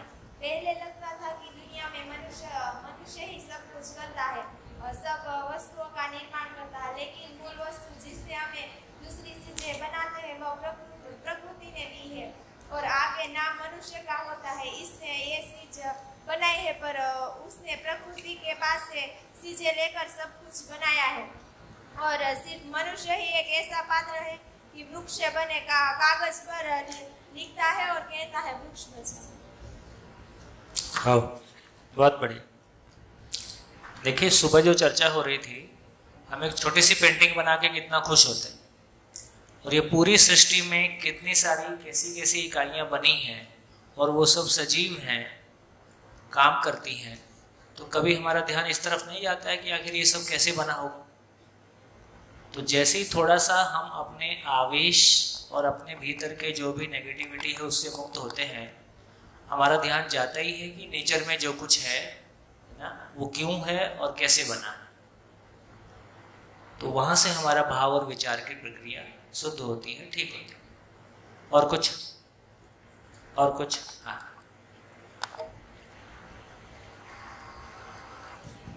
मेरा नाम मकवाड़ा अनीता है। हम प्रकृति से सब लेते हैं पर हम उसे कुछ भी नहीं देते। आज जो निश्चित है वहाँ डर नहीं लगता, आज जो अनिश्चित है वहाँ डर लगता है। ज्यादा लेते हैं वो उसको व्यवस्थित उपयोग नहीं करता, वो दुरुपयोग है। भौतिक अवस्था से हम भाव का सुख प्राप्त नहीं कर सकते। भौतिक अवस्था, देखो अपन शुरू में भी चर्चा किए थे, भाव की स्वीकृति भाव है। जैसे पानी एक भाव है, खाना भी एक भाव है। तो अभी क्या है, अभी हम चीजों को भोग रहे हैं या उनके साथ में जी रहे हैं। अब हमको अंतर समझ में आ रहा है, अभी हम आदमी को भी भोग रहे हैं, जीना अभी आगे की बात है। तो पानी को भोगना और पानी के साथ जीना, क्या फर्क है? क्या फर्क है दोनों में?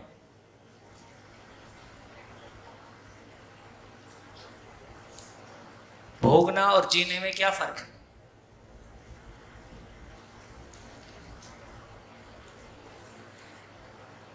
क्या भोगना ही जीना है?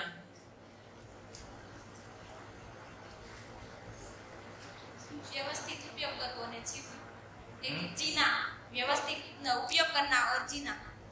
हाँ, तो बेसिकली अभी जैसे, और इसको ठीक से समझते हैं कि जैसे क्या पानी के प्रति अभी हमारी स्वीकृति नहीं है?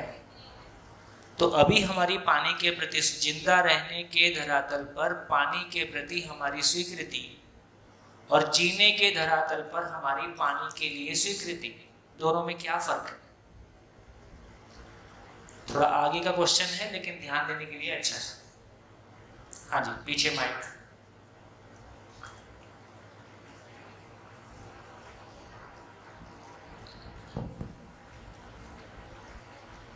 पानी का इस्तेमाल अगर हमारी ज़रूरियत के मुताबिक करेंगे तो ये उसकी स्वीकृति है, मगर पानी को ज़रूरियत से ज़्यादा आप बिगाड़ेंगे तो ये ठीक नहीं है। नहीं, हाँ जी, और माइक लीजिए।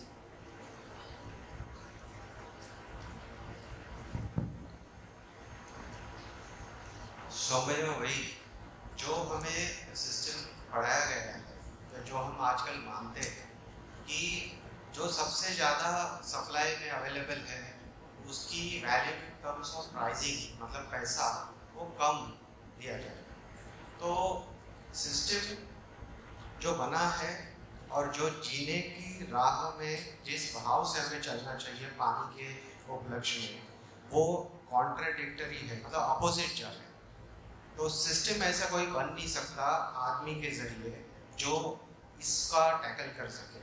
आदमी जो इकाई है इस सिस्टम की, उसमें ही जब तक वो भाव नहीं आ जाता कि ये पानी जो मैं इस्तेमाल मतलब जिसके लिए मैं यूज़ कर रहा हूँ वो किस पर्पस के लिए है, कहाँ तक मुझे यूज़ करना चाहिए, वो जब तक मैं भाव से पूरी तरह एक निष्ठ नहीं हो जाता उसके साथ, तब तक वो आएगी नहीं। जी चलिए, देखिए ये बोल रहे हैं कि जैसे पूरी प्रकृति को अपनी भोग की वस्तु समझना, दुरुपयोग करने का अधिकार उसके साथ में समझना, इसका नाम संवेदनहीनता है।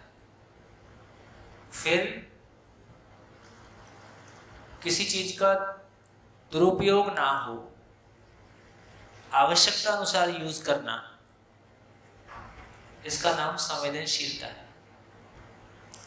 और किसी चीज के अस्तित्व में होने के प्रयोजन को समझना और उस प्रयोजन के साथ जीना, ये संज्ञानशीलता।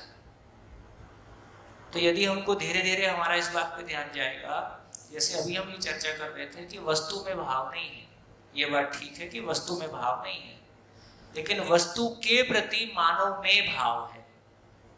जैसे मेरा मकान और पड़ोसी का मकान, तो मेरे मकान के प्रति जो मेरा भाव है वो संवेदनशीलता के रूप में बोल सकते हैं, उसको मैंने ज़्यादा स्वीकारा हुआ। लेकिन दूसरा मकान टूटे फूटे जो हो मेरे को मतलब नहीं है। जैसे सरकारी प्रॉपर्टी के प्रति हम संवेदनहीन हैं, अपनी प्रॉपर्टी के प्रति संवेदनशील हैं। और जब ये समझ में आ जाए कि ये पूरा सोलर सिस्टम सहित ये पूरी धरती है ना, इकलौती है इस सोलर सिस्टम में जहां मानव की जागृति संभव हो सकती है, पदार्थ अवस्था से प्राणावस्था से जीवावस्था से ज्ञानावस्था और ज्ञानावस्था में जागृति, ये क्रम है। हर किसी चीज के होने का कोई अस्तित्व सहज पर्पस है, वो पर्पस के साथ हर चीज को देखना, तो उसके प्रति भी एक भाव पैदा होता है, क्योंकि हम उसके होने के प्रयोजन को समझते हैं। तो पानी को मेरी प्यास बुझाने की वस्तु के रूप में स्वीकारना एक बात है, पानी को इस अस्तित्व के, है ना, पानी पदार्थ अवस्था और प्राणावस्था के बीच की कड़ी है। यदि हम किसी प्लेनेट पे बोलते हैं कि मंगल पे जीवन मिल गया, तो हम ये कह रहे होते हैं कि मंगल पे यदि किसी प्लेनेट पे पदार्थ अवस्था के बाद पानी प्रकट नहीं होगा तो वहां पे सेल फॉर्मेशन का काम नहीं होगा।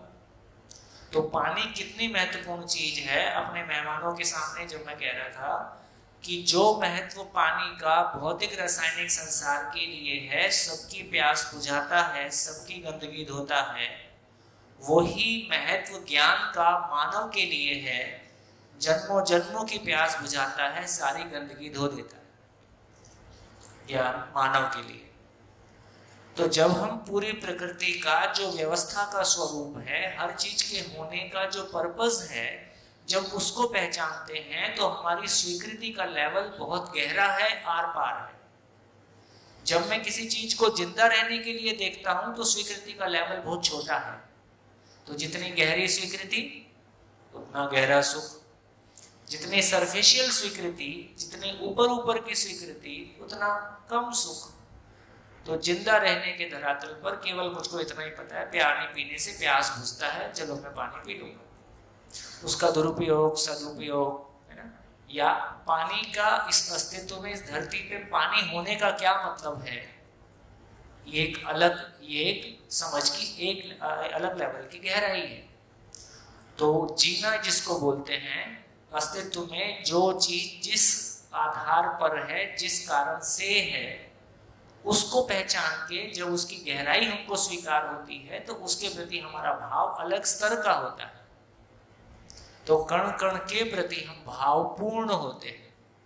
वो भावपूर्ण हो जाना और उसकी निरंतरता हो जाना, यही निरंतर सुख है, यही सुख का सागर है। बढ़िया। मैं जो कहना चाह रहा हूं पहुंचा कि नहीं पहुंचा? कितने लोगों तक पहुंचा? कौन बोल के बताएगा?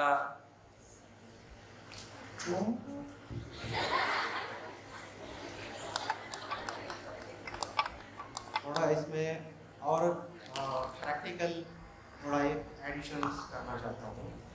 जैसे पानी हम पी रहे हैं, जिंदा प्यास लगी इसलिए जिंदा रहने के तौर पे पानी पी रहे हैं।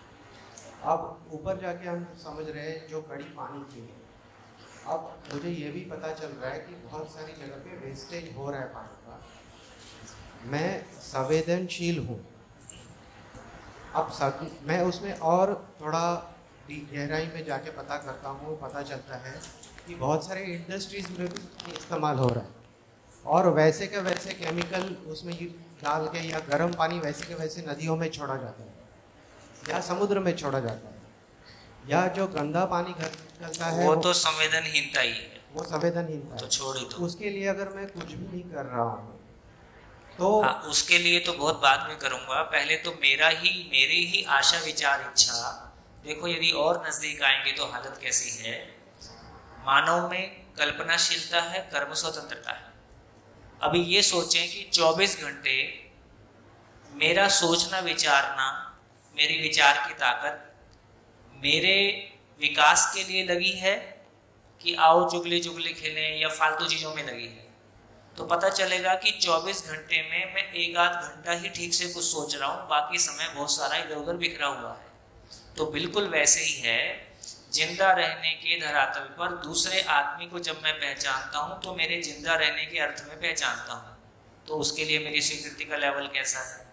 तो उसमें दो हो सकता है कि कैसे इसको यूज करूँगा, ये संवेदनहीनता है। अपना मान लिया तो उसको नुकसान नहीं पहुँचाऊँगा और वो मेरे जिंदा रहने में सहयोगी हो जाए, ये संवेदनशीलता है। लेकिन जब हम एक मानव अपने आप को जीने के स्वरूप में पहचानते हैं, देखो 4 दिन से हम चर्चा कर रहे हैं, आज 5वां दिन है कि चौथा? आज 5वां दिन है। आज 5वां दिन है। अभी आप देखो, केवल सुनने मात्र से आपको अपने आप में क्या चेंज दिखाई दे रहा है। आपकी स्वयं के प्रति स्वीकृति 5 दिन पहले जैसी आपके लिए स्वीकृति थी, अभी आपके लिए स्वीकृति बदल रही है कि नहीं बदल रही? कितने लोगों को लग रहा है बदल रही है? ठीक हो गया। तो इससे पता चला कि संवेदनहीनता का मतलब अपने शरीर को भी मारने के लिए तैयार हो जाना। संवेदनशीलता का मतलब कम से कम जिंदा रहने के पॉइंट ऑफ व्यू से अपने आप को स्वस्थ रखना, अपने स्वास्थ्य का भी ख्याल रखना, खाने का भी ख्याल रखना, दूसरे के खाने का भी ख्याल रखना, पड़ोसी को भी, कोई भिखारी है उसको भी खाना खिला देना, ये संवेदनहीनता है। लेकिन क्यों जीना है, कैसे जीना है, इसकी मुझको क्लैरिटी आ जाए तो मेरा जो स्वयं के प्रति स्वीकृतियां हैं उसमें अंतर की झलक हमको दिखाई दे रही है। ये झलक जब पूरी तरह बदल जाएगी या थोड़ा सा और दूर चलने से बदल जाएगी, तब हम पहचान पाएंगे, मेरे को लगता है अपने में ही ज़्यादा पहचान पाएंगे कि पहले मैं अपने आप संवेदनहीनता में मैं कैसा करता था, संवेदनशीलता में मैं कैसा करता हूँ, और संज्ञानशीलता मुझको छू रही है तो मेरी स्वयं के प्रति स्वीकृति और मेरा स्टेट ऑफ माइंड, मेरा भाव और विचार में कैसा हल्कापन आ रहा है, कैसा मेरा जीने का उत्साह बढ़ता है, कैसे मेरा उपयोगी होने का संभावना दिखाई देता है। तो ये तीनों अंतर हमको दिखाई देते हैं। बढ़िया, गुड। चलिए आगे बढ़ते हैं। हाँ बेटा। जीने में पानी आता है वो तो समझ आया, जिंदा रहना में पानी आता है, पर वो जीने में पानी कहाँ, वो भाव नहीं करता उसमें। हाँ बिल्कुल ठीक है आपकी बात। तो पानी का भूमिका हमेशा जिंदा रहने में ही होगा, लेकिन पानी के प्रति मेरी समझ, मानव की समझ, तो पानी के प्रति मानव की समझ जब उसको पूरी धरती का व्यवस्था के रूप में पानी समझ में आता है, तो पानी, ये देखो दो बातें, वो बेचारी एक तो इधर सुन रही है, दूसरा उससे कान में कुछ और डाल रहा है, जाएगा एक बार में आदमी एक को सुनेगा, दो को सुनेगा?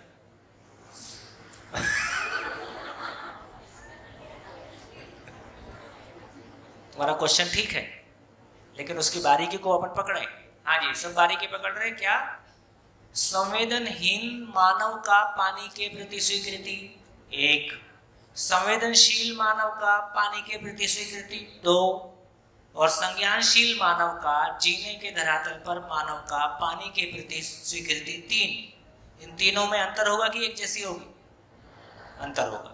जो हमने ब्रेक के पहले चर्चा किया, जिस तरह से हम अपने परिवार के बारे में स्वीकृतियां रखते हैं कि मेरे माँ बाप ने मेरे लिए साधन उपलब्ध कराए हैं, इसलिए मेरे माँ बाप के प्रति मेरी कृतज्ञता, मेरा सम्मान, वैसा ही भाव मेरे को आ जाएगा कि मदर अर्थ है ना, ये जन्मभूमि, ये मातृभूमि, ये माँ, इसने भी मानव जाति को, इसने भी बच्चा जना है और हजारों साल में ये बच्चा आया है मानव के रूप में।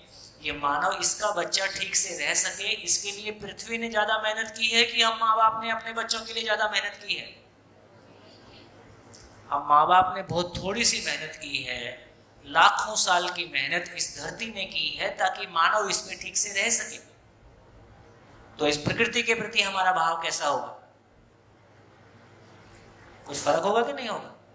तो वो जो भाव होगा उसको कौन महसूस करता है? मैं महसूस करूंगा। उसकी क्वालिटी कैसी होगी? उसी का नाम निरंतर सुख, उसी का नाम निरंतर सुख। गुड, बढ़िया, ठीक सोच रहे हो।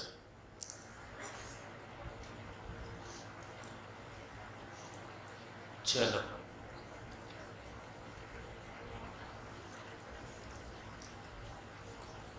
हाँ ये निकाल दो।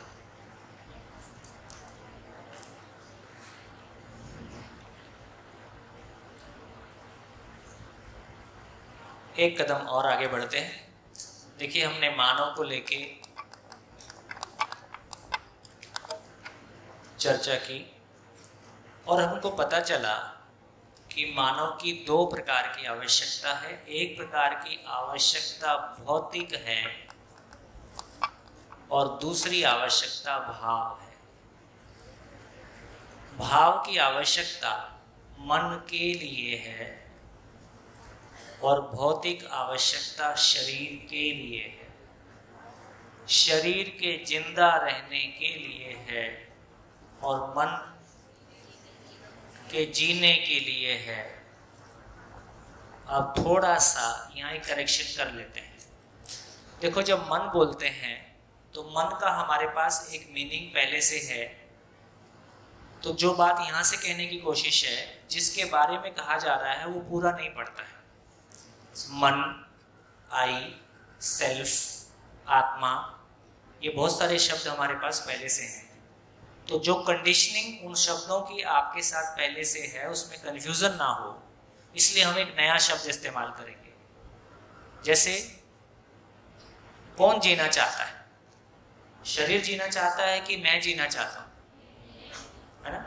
मैं जीना चाहता हूँ, शरीर जीना या मरना नहीं चाहता। चाहत कहाँ पे है? चाहत शरीर में नहीं है, चाहत मुझ में है। उसको और समझेंगे तो मैं जीना चाहता हूँ, इसलिए मेरा नाम जीवन है। इसको ध्यान से अपने में बनाए रखना। जीवन शब्द अलग अलग तरह से इस्तेमाल होता है। जैसे, मैंने 80 साल का जीवन जिया, तो लाइफ स्पैन के लिए भी जीवन शब्द का इस्तेमाल हुआ। दूसरा, जब साइंस में जीवन शब्द का इस्तेमाल होता है तो किसके लिए होता है? साइंस में जीवन शब्द कोशिका के लिए इस्तेमाल होता है, सेल फॉर्मेशन के लिए, सेल के लिए, कोशिका के लिए। कोशिका को गुजराती में क्या बोलते हैं? कोश, कोश। तो गुजराती में जीवन शब्द जब साइंस में जीवन बोल रहे हैं तो वो कोश है, ठीक। यहाँ जब जीवन बोल रहे हैं तो वो कोश नहीं है, 80 साल का जीवन जिया वो भी नहीं है, मैं जो सुखी दुखी होता हूँ, मैं जो निरंतर सुखपूर्वक जीना चाहता हूँ, मैं जो अक्षय बल शक्ति संपन्न हूँ, सोचने विचारने की असीम क्षमता के साथ हूँ, उस मैं को एक नाम दिया जीवन। तो अभी हम क्या करेंगे, अभी हम ऐसा करेंगे तो समझ में आया कि एक चीज शरीर है और दूसरी चीज जीवन है, और जीवन शरीर को चलाता है, जीवन शरीर को चलाता है, और जैसी उसकी समझ है वैसा चलाता है। जीवन का मन करता है उसमें दारू डाल दे तो दारू डाल देता है, दारू क्या बोलते हैं, दारू ही बोलते हैं। जीवन का मन करता है इसमें अमृत डाल दे तो अमृत डाल देता है, वो कहता है अब इसको सुला दूं तो सुला देता है। तो कुल मिला के जीवन शरीर को चलाता है। अब हम एक काम करेंगे, अब बताओ जीवन और शरीर दो अलग अलग चीजें हैं कि एक ही चीज है? अलग अलग है। कैसे अलग अलग है, एक दो अंतर आप बोलो। जीवन और शरीर कैसे अलग अलग है, क्या अंतर है दोनों में, बोलो क्या अंतर है? जीवन के ब्रैकेट में मन लिख देता हूं ताकि कंफ्यूजन थोड़ा सा जुड़ाव बना रहे। मन और शरीर या जीवन और शरीर में क्या अंतर है? शरीर भौतिक है, पंचभूतों का पुतला है, आकाश वायु जल और पृथ्वी। मन ही सेंसिटिव है, लागणीशील है, सेंसिटिव है। हाँ सेंसिटिव है, ठीक है। हाँ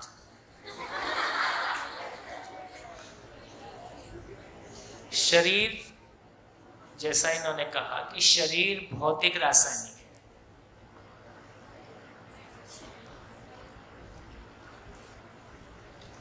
शरीर भौतिक रासायनिक क्रिया है, लेकिन जो जिसको जीवन या मन कह रहे हैं वो भौतिक रासायनिक क्रिया नहीं है, नहीं है। क्या है? अभी के लिए इतना ही कि वो चैतन्य इकाई है।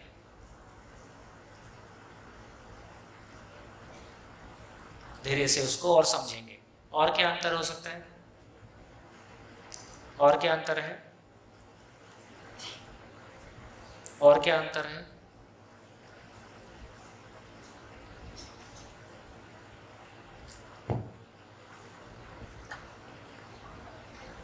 शरीर हार्डवेयर है और मन सॉफ्टवेयर। गुड। शरीर हार्डवेयर है और ये सॉफ्टवेयर है। मेरे ख्याल में जीवन में है, जीवन में बॉडी लेस है। जीवन बॉडी लेस है, शरीर नहीं है। नहीं समझ पा रहा हूँ, थोड़ा माइक ऊपर करिए। उसमें शरीर नहीं है जीवन में। उसमें शरीर नहीं है ऐसा नहीं बोल रहे। शरीर अपने आप में एक अलग एंटिटी है, ये एक अलग एंटिटी है जिसको हमने चैतन्य इकाई कहा। अब बोलिए और कोई अंतर? हाँ, शरीर है वो क्षणिक सुख पाना चाहता है, यानी कि साधन। क्षणिक सुख पाना चाहता है। मन है वो क्षणिक सुख कौन पाना चाहता है? शरीर पाना चाहता है कि मैं पाना चाहता हूं? जैसे हमने चाय पी तो शरीर को क्या मिला और मुझको क्या मिला? हमने दूध पिया तो शरीर को क्या मिला और मुझको क्या मिला? शरीर को एनर्जी मिली और मुझको क्या मिला? तृप्ति, स्वाद। तो शरीर के माध्यम से क्षणिक सुख को भोगने वाला भी मैं ही हूं, इंद्रियों को भोगने वाला भी मैं ही हूं, और निरंतर सुख की चाहना करने वाला भी मैं ही हूं। ठीक? तो इससे एक हमारी क्लैरिटी बनेगी धीरे से कि शरीर कुछ नहीं चाहता है, चाहने वाला एलिमेंट शरीर में नहीं है। शरीर की चाहत को जैसे देखो बढ़िया एग्जाम्पल है, छोटे बच्चे को भूख लगती है तो बच्चा क्या करता है? रोता है। और बड़े को भूख लगती है तो क्या करता है? खुश होता है।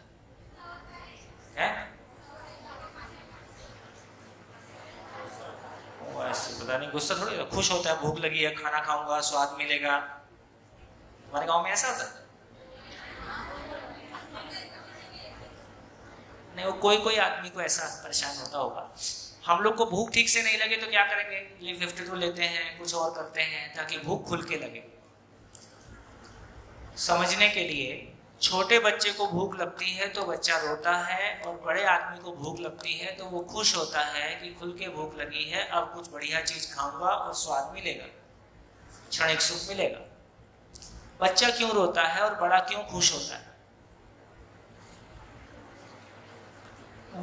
एक बच्चा जो है वो रो के ये बताना चाहता है कि मुझे जो भूख का एहसास हो, ऐसे ही बता दे भूख लग रही है। जब उस पर शब्द नहीं होता है, जब शब्द आ जाता है तब भी वो ऐसा जल्दी नहीं पकड़ता है ना?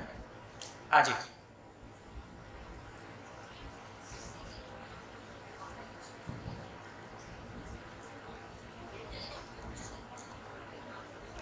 हेलो, बच्चा जो है उसको भूख लगती है तो खाली भूख लगने से खाली भूख की तृप्ति मिट जाती है, इसीलिए वो रोता है, क्योंकि भूख मिट जाती है तो उसका काम खत्म हो जाता है। चलिए, और मैं बोलता हूँ, रुकिए, ऐसे नहीं।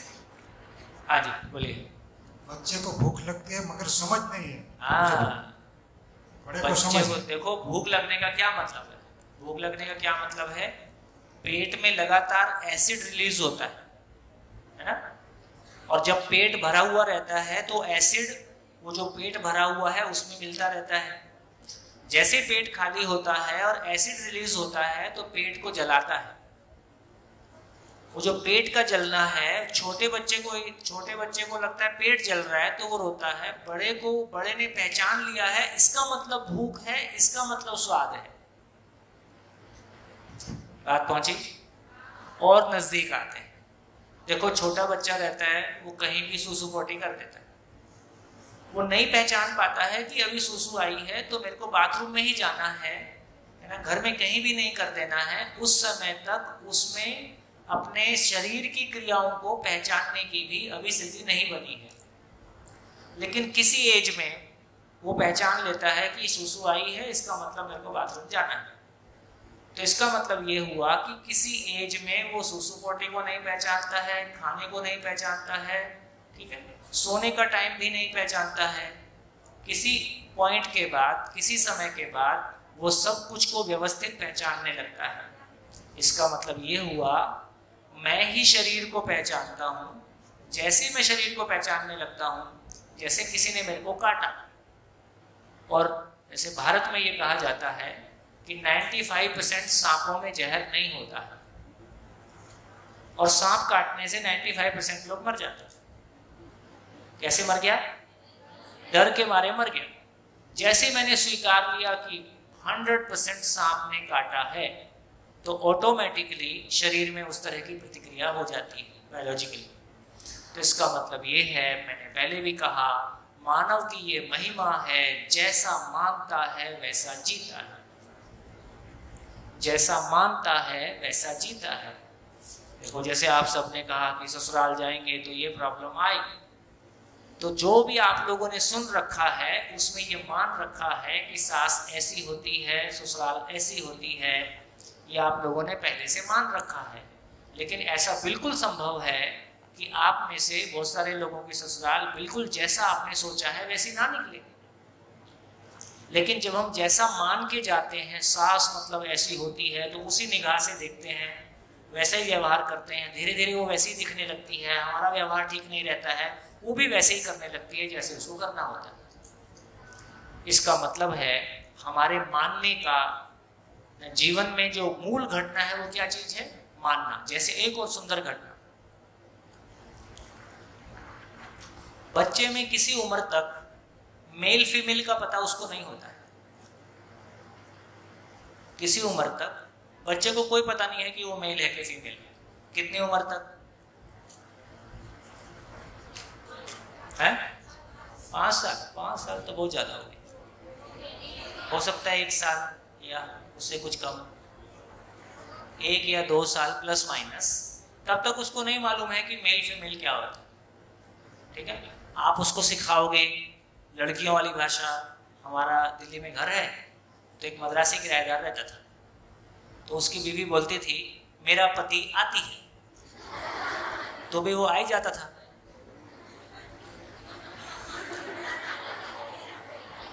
क्या? तो बहुत सारी जगह में स्त्रीलिंग पुरुष के लिए और पुल्लिंग स्त्री के लिए आप जैसी भाषा बोलो वैसा हो जाता है। भैया हमारे यहाँ रहते हैं उड़ीसा के लोग, वो भी कई लोग उल्टा प्रयोग करते हैं, पुल्लिंग स्त्री के लिए प्रयोग कर ले हैं, क्योंकि शायद उनका उड़िया भाषा में कुछ इस तरह का होगा कि हिंदी भाषा का उसको ऐसा यूज करते होंगे, मेरे को नहीं पता, लेकिन करते हैं। तो इससे ये समझ में आया, मैं क्या कहना चाहता हूँ, मैं यही कहना चाह रहा हूँ कि शरीर स्वस्थ है ये पहचानने वाला कौन है? मैं ही। मैं कैसे पहचानता हूं कि शरीर आज कुछ ठीक नहीं लग रहा है? कैसे पता चलता है कि आज कुछ ठीक नहीं लग रहा है? किसको पता चलता है कि आज ठीक नहीं लग रहा है? मुझको पता चलता है। ठीक है, तो धीरे से हमारा ध्यान इस बात पे जाएगा कि ये जो चाय का स्वाद लेने वाला भी मैं हूं, नींद का स्वाद लेने वाला भी मैं ही हूं, तो इंद्रियों के माध्यम से शरीर को भोगने वाला, सारी चीजों का क्षणिक सुख लेने वाला भी मैं ही हूं, और निरंतर सुख चाहने वाला भी मैं ही हूं, संबंध में तृप्ति की तलाश चाहने वाला भी मैं ही हूं, और मैं सार्थक जीऊं, समझ के साथ जीऊं, अपने सम्मान और पहचान के साथ जीऊं, ये चाहने वाला भी मैं ही हूं। तो एक हमारी क्लैरिटी बनी, शरीर कुछ चाहता नहीं है। जैसे ठंड लग रही है, ये पता किसको चलता है? हाँ, मुझ में किसको चलता है? शरीर को चलता है कि मुझको पता चलता है? मुझको पता चलता है। इसका मतलब है कि शरीर में घटना घटती है, शरीर में जो घटना घटती है उसको मैं पहचानता हूं कि अब ये ठीक नहीं लग रहा है। कैसे पहचानता हूं? स्वस्थ शरीर का एक फीलिंग मेरे पास पहले से है, स्वस्थ शरीर का एक फीलिंग मेरे पास पहले से है। जब भी उससे हटके कोई फीलिंग आता है तो मैं पहचानता हूं कि ये कुछ गड़बड़ है। तो अभी के लिए इतना ही कि शरीर हार्डवेयर है, शरीर कुछ सोचता नहीं है। कौन सोचता है? मैं सोचता हूं। मैं सोचता हूं। सुखी दुखी कौन होता है? मैं सुखी दुखी होता हूं, और जैसा मैं चाहता हूं वैसा शरीर को चलाता हूं। तो इस रूप में हम देख रहे हैं कि विचार क्या है? विचार को अपन सॉफ्टवेयर कह रहे हैं। विचार कहाँ? शरीर में विचार होता है कि मुझ में विचार होता है? मैं सोचता हूँ तो मैं विचार करता हूँ। तो ऐसे हमने कुछ अंतर देखे। ठीक हो गया? आप क्लियर हो गया हम कैसे क्या करना चाह रहे हैं? हाँ जी, माइक। सर, जैसे आपने कहा दूध पीने से एनर्जी शरीर को मिलती है और स्वाद मन को आता है। स्वाद तो जीभ को आता है ना? नहीं, जीव के माध्यम से मुझको आता है। देखो, आप जब बहुत चिंता में होते हो, कोई बहुत बड़ी परेशानी चल रही है और आप बिल्कुल सामान्य नहीं हो, पत्नी बोलती है खाना तो खा लो, खाना तो खा, घर में किसी की डेथ हो गई, कोई बहुत बड़ा संकट है, फिर भी खाना तो खाना ही है, खाना आप खा लिए, लेकिन आप सोच वही रहे हो, तो आपको पता ही नहीं चला कि नमक नहीं था। ठीक, जबकि जीभ को तो पता चला होगा। इसका मतलब जीभ पे हर चीज का एक तरह का केमिकल रिएक्शन होता है, लेकिन उसको फाइनली पहचानने वाला मैं हूं। यदि मैं जीभ पे पास नहीं हूं तो फिर पता नहीं चलेगा। मतलब जहां जहां मैं हूं वही एहसास है। क्या बोलते हैं, ध्यान से खाओ। अब ध्यान थोड़ी खाता है, खाता तो मुंह में। ध्यान से चलो, ध्यान थोड़ी चलता है, चलती तो टांगे हैं। ध्यान से देखो, ध्यान थोड़ी देखता है, आंख देखती है। लेकिन ध्यान नहीं है तो ना आंख देखती है, ना जीभ सूंघती है, ना त्वचा को पता चलता है। ध्यान वहां है तो ही पता चलता है। ध्यान मतलब मैं। हाँ बेटा, माइक। आपने कहा कि स्वाद जीभ को नहीं मुझे पता चलता है, तो मैं कौन हूँ? मुझे हाँ, यही तो धीरे धीरे घुस रहे हैं अंदर, धीरे धीरे उसको पहले पकड़ रहे हैं, फिर धीरे धीरे और गहरे और गहरे और गहरे जाएंगे।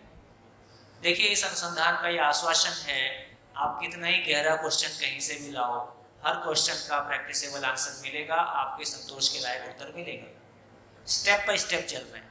पहले हम क्या कर रहे थे, अपना होना समझ में आ नहीं रहा है, ईश्वर दर्शन करेंगे। कहाँ से ईश्वर पकड़ में आएगा, ये 6 फुट का शरीर पकड़ में नहीं आ रहा है ना। जिनके साथ रोज जीना है उनके साथ संबंध ठीक हो नहीं रहे हैं, ऊपर वाले संबंध ठीक होंगे, नहीं हो सकता है।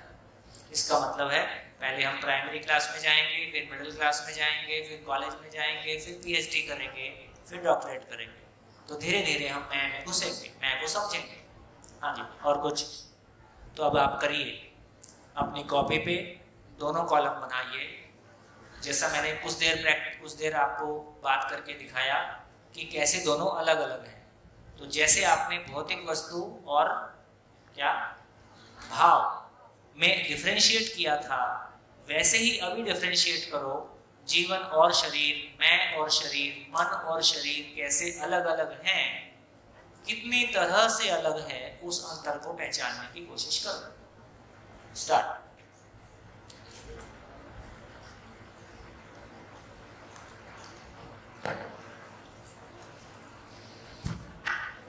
जितना गहरा अपने आप में ध्यान देंगे, आपको एक नई दुनिया मिलेगी, अपने ही बारे में बहुत कुछ नया जानने समझने को मिलेगा।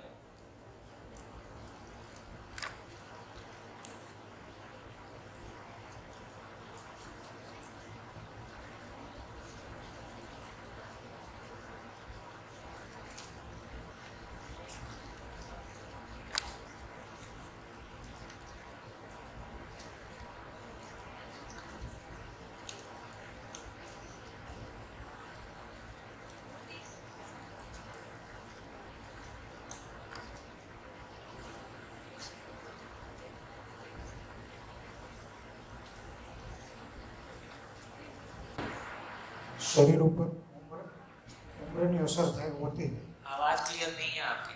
शरीर के ऊपर एजिंग की असर होती है, वो मन के ऊपर नहीं होती। शरीर के ऊपर एजिंग उम्र बहुत बढ़िया। देखिए, आपने कहा ये उम्र नाम की चीज शरीर में होती है जी। और जो मन है उसकी सभी जो इच्छाएं हैं वो शरीर तृप्त करता है, इच्छा मन करता है। इच्छा मन करता है, तो इच्छा, विचार, समझ, ना, सुख दुख, ये सब इधर का मामला है। मन को प्रकट करने का काम शरीर करता है, मन प्रकट होता नहीं। मन को प्रकट करने का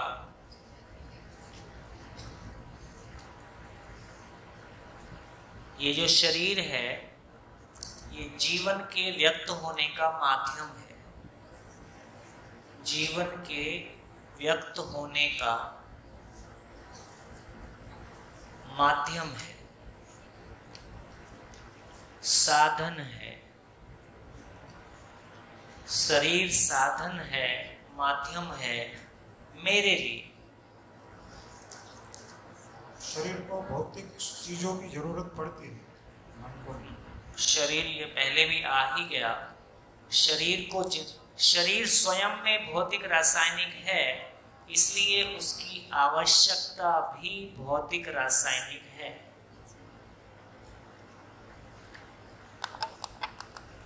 और जीवन की आवश्यकता समझ है, जीवन की आवश्यकता समझ है, भाव है, विश्वास है, सम्मान है, ये जीवन की आवश्यकता है। शरीर का मृत्यु होता है क्योंकि उसका जन्म भी होता है।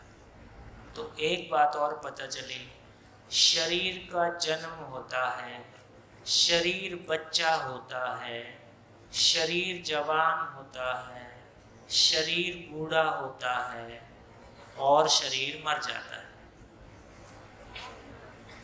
मैं शरीर हार्डवेयर है।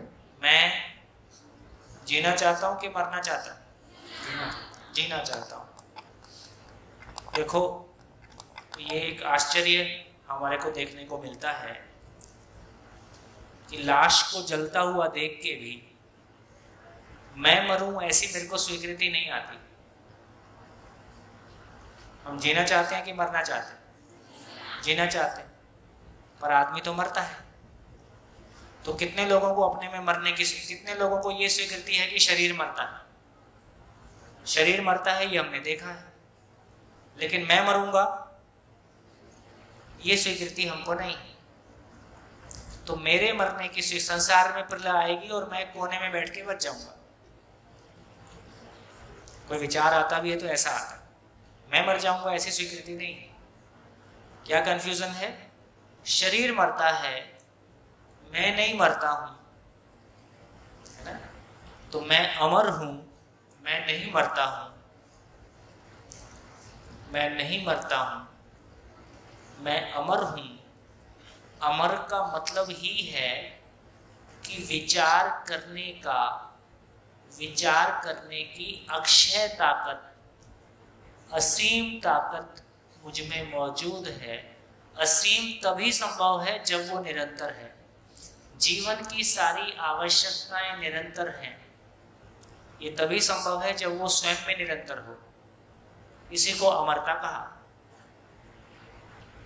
शरीर हार्डवेयर है तो मन आ गया, सॉफ्टवेयर। लिखा हुआ है। शरीर को ये जो ईजा होती है, इंजुरी शरीर को होती है, और उसको भोगना पड़ता है मन को। शरीर, हाँ ये इंटरेस्टिंग है, ये इंटरेस्टिंग है, इस पर चर्चा करते हैं। जैसे पैर में चोट लगी, पैर में पत्थर लगा, तो दर्द पैर में होता है या दर्द मुझको होता है?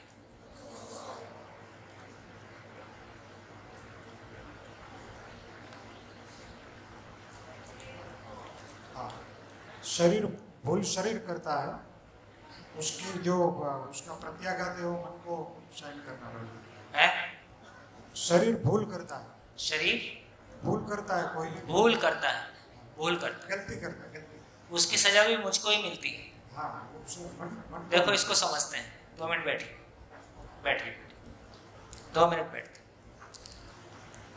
देखिए, आप में से कितने लोगों को चोट लगी है? कभी लगी? सबको लगी, शाबाश। जिस क्षण चोट लगती है उस क्षण दर्द होता है कि जब पता चलता है कि चोट लगी है तब दर्द होता है?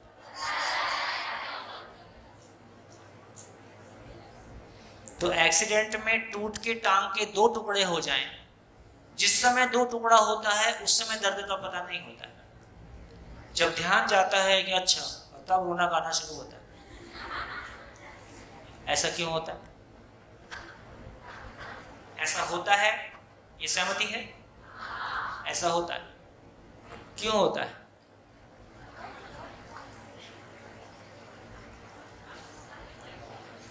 हाँ, माइक पीछे, एक माइक दीजिए। हाँ बोलो।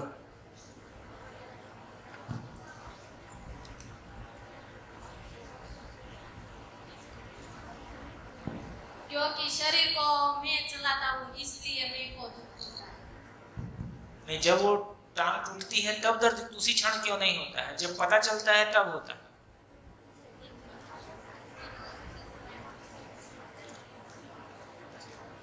क्योंकि दर्द और सफरिंग में डिफरेंस है।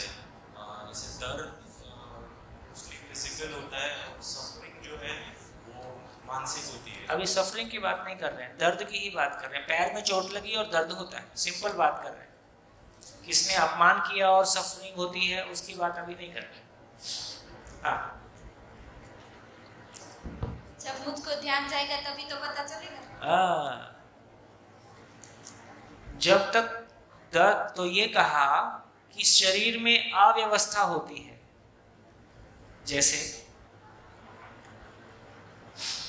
जितनी गाड़ियां आप लोग लेके आए हैं, बाहर वाले गाड़ियां लेके आए, कितने लोग गाड़ियां लेके आए? हाथ उठाइए। गाड़ियां लेके आए तो कोई दुख होगा? जब तक पता ना चले। गाड़ी जल रही है और वो ही बताएगा देखो गाड़ी जल रही है, बाद में पता चला मेरी ही थी। तो इसका मतलब क्या हुआ? तो इसका मतलब इतना ही है, चाहे मेरे घर में नुकसान हो गया, चाहे मेरी गाड़ी जल गई, चाहे मेरी टांग टूट गई, जब तक मुझको ये स्वीकृति नहीं है कि मेरी टूटी है, तब तक अपने को कोई दिक्कत नहीं है। तब तक टांग टूटी है, मेरी नहीं टूटी। क्या हो गया? ध्यान जाएगा तो पता चलेगा। तो मैं ध्यान पूर्वक खाना खाता हूं तो स्वाद का पता चलता है। खाना खाते समय ध्यान कहीं और है तो स्वाद का पता नहीं चलता। तो ध्यान पूर्वक ही सब कुछ होता है ना? तो इसका अर्थ ये हुआ कि ध्यान को पता चलता है ध्यान शरीर में है कि ध्यान जीवन में है, मन में है, जीवन में है। इसका मतलब है कि जब तक मेरा ध्यान नहीं जाता है कि ये टांग टूटी है या चोट लगी है, तब तक मुझको पता नहीं चलता है। बिल्कुल वैसे ही है जैसे जब ऑपरेशन करते हैं तो लोकल एनेस्थीसिया लगाते हैं और फुल बॉडी लगाते हैं। फुल बॉडी में तो कुछ पता नहीं चलता है क्या हुआ, लेकिन लोकल एनेस्थीसिया का मतलब है कि मेरे हाथ में कोई ऑपरेशन करना है, कांटा निकालना है, तो पुराने समय में तो दूसरा तरीका था, एक रेड कलर का लिक्विड होता था, उसको लपेट देते थे और ये हाथ शून्य हो जाता था। फिर मेरे ही सामने उसमें जो चीर फाड़ करनी है करते रहो, अपने को पता नहीं चलता था। दिख रहा है कि हाँ इसमें ये खाल हटा दी है, हड्डी दिख रही है, सब दिखता है, लेकिन अपने को दर्द कुछ नहीं होता है क्योंकि सूचना मुझ तक नहीं आ रही। ठीक हो गया? सूचना मुझ तक नहीं है। फुल बॉडी एनेस्थीसिया क्या है? पूरा रीढ़ की हड्डी में इंजेक्शन लगा दिया, अब आपको ब्रेन को सूचना आती ही नहीं है, ब्रेन के माध्यम से मुझको आती। तो फिर शरीर में कुछ भी कर लो, अपने को कुछ पता नहीं। तो इसका मतलब ये पता चला है ना, जैसे किसी ने गाली दिया, जैसे मान लो गुजराती में आप मेरे को गाली दे दो और मुस्कुरा के दे दो, तो मैं तो सोच रहा हूँ कुछ अच्छी बात बोल रहे हैं, मेरे को थोड़ी पता चलेगा क्या बोल रहे हैं। तो जब तक मुझको ये पता नहीं चले कि अच्छा गाली दिया है और दोस्त दोस्त को गाली देता है तो कोई प्रॉब्लम नहीं, वहां गाली का मतलब गाली नहीं है। तो जब तक मैं ये स्वीकारता नहीं हूं कि मेरा अपमान किया जा रहा है, तब तक मुझको कोई दिक्कत नहीं। बढ़िया, क्या समझ में आया? मैं शरीर को चलाता हूं, सुख दुख का एहसास मुझको होता है, दर्द का एहसास मुझको होता है। यदि मैं वहां नहीं हूं तो ना दर्द का पता चलता है ना अपमान का पता चलता है। ठीक, मैं स्वीकारता हूं तो ही अपमान का पता चलता है।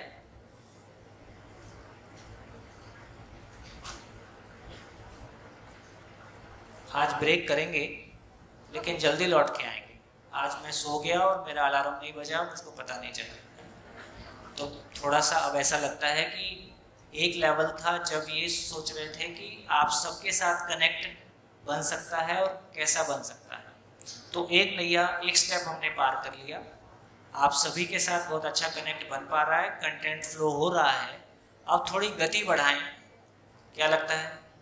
गति बढ़ा दें अब थोड़ी गति बढ़ा देते हैं, नहीं तो फिर शिविर तो पूरा होने वाला नहीं है ना। लगभग 2 शिविर में एक शिविर, जिसको हम पहले एक शिविर बोलते थे, उसमें पूरा करने में हमको अब 2 शिविर लग ही जाते हैं।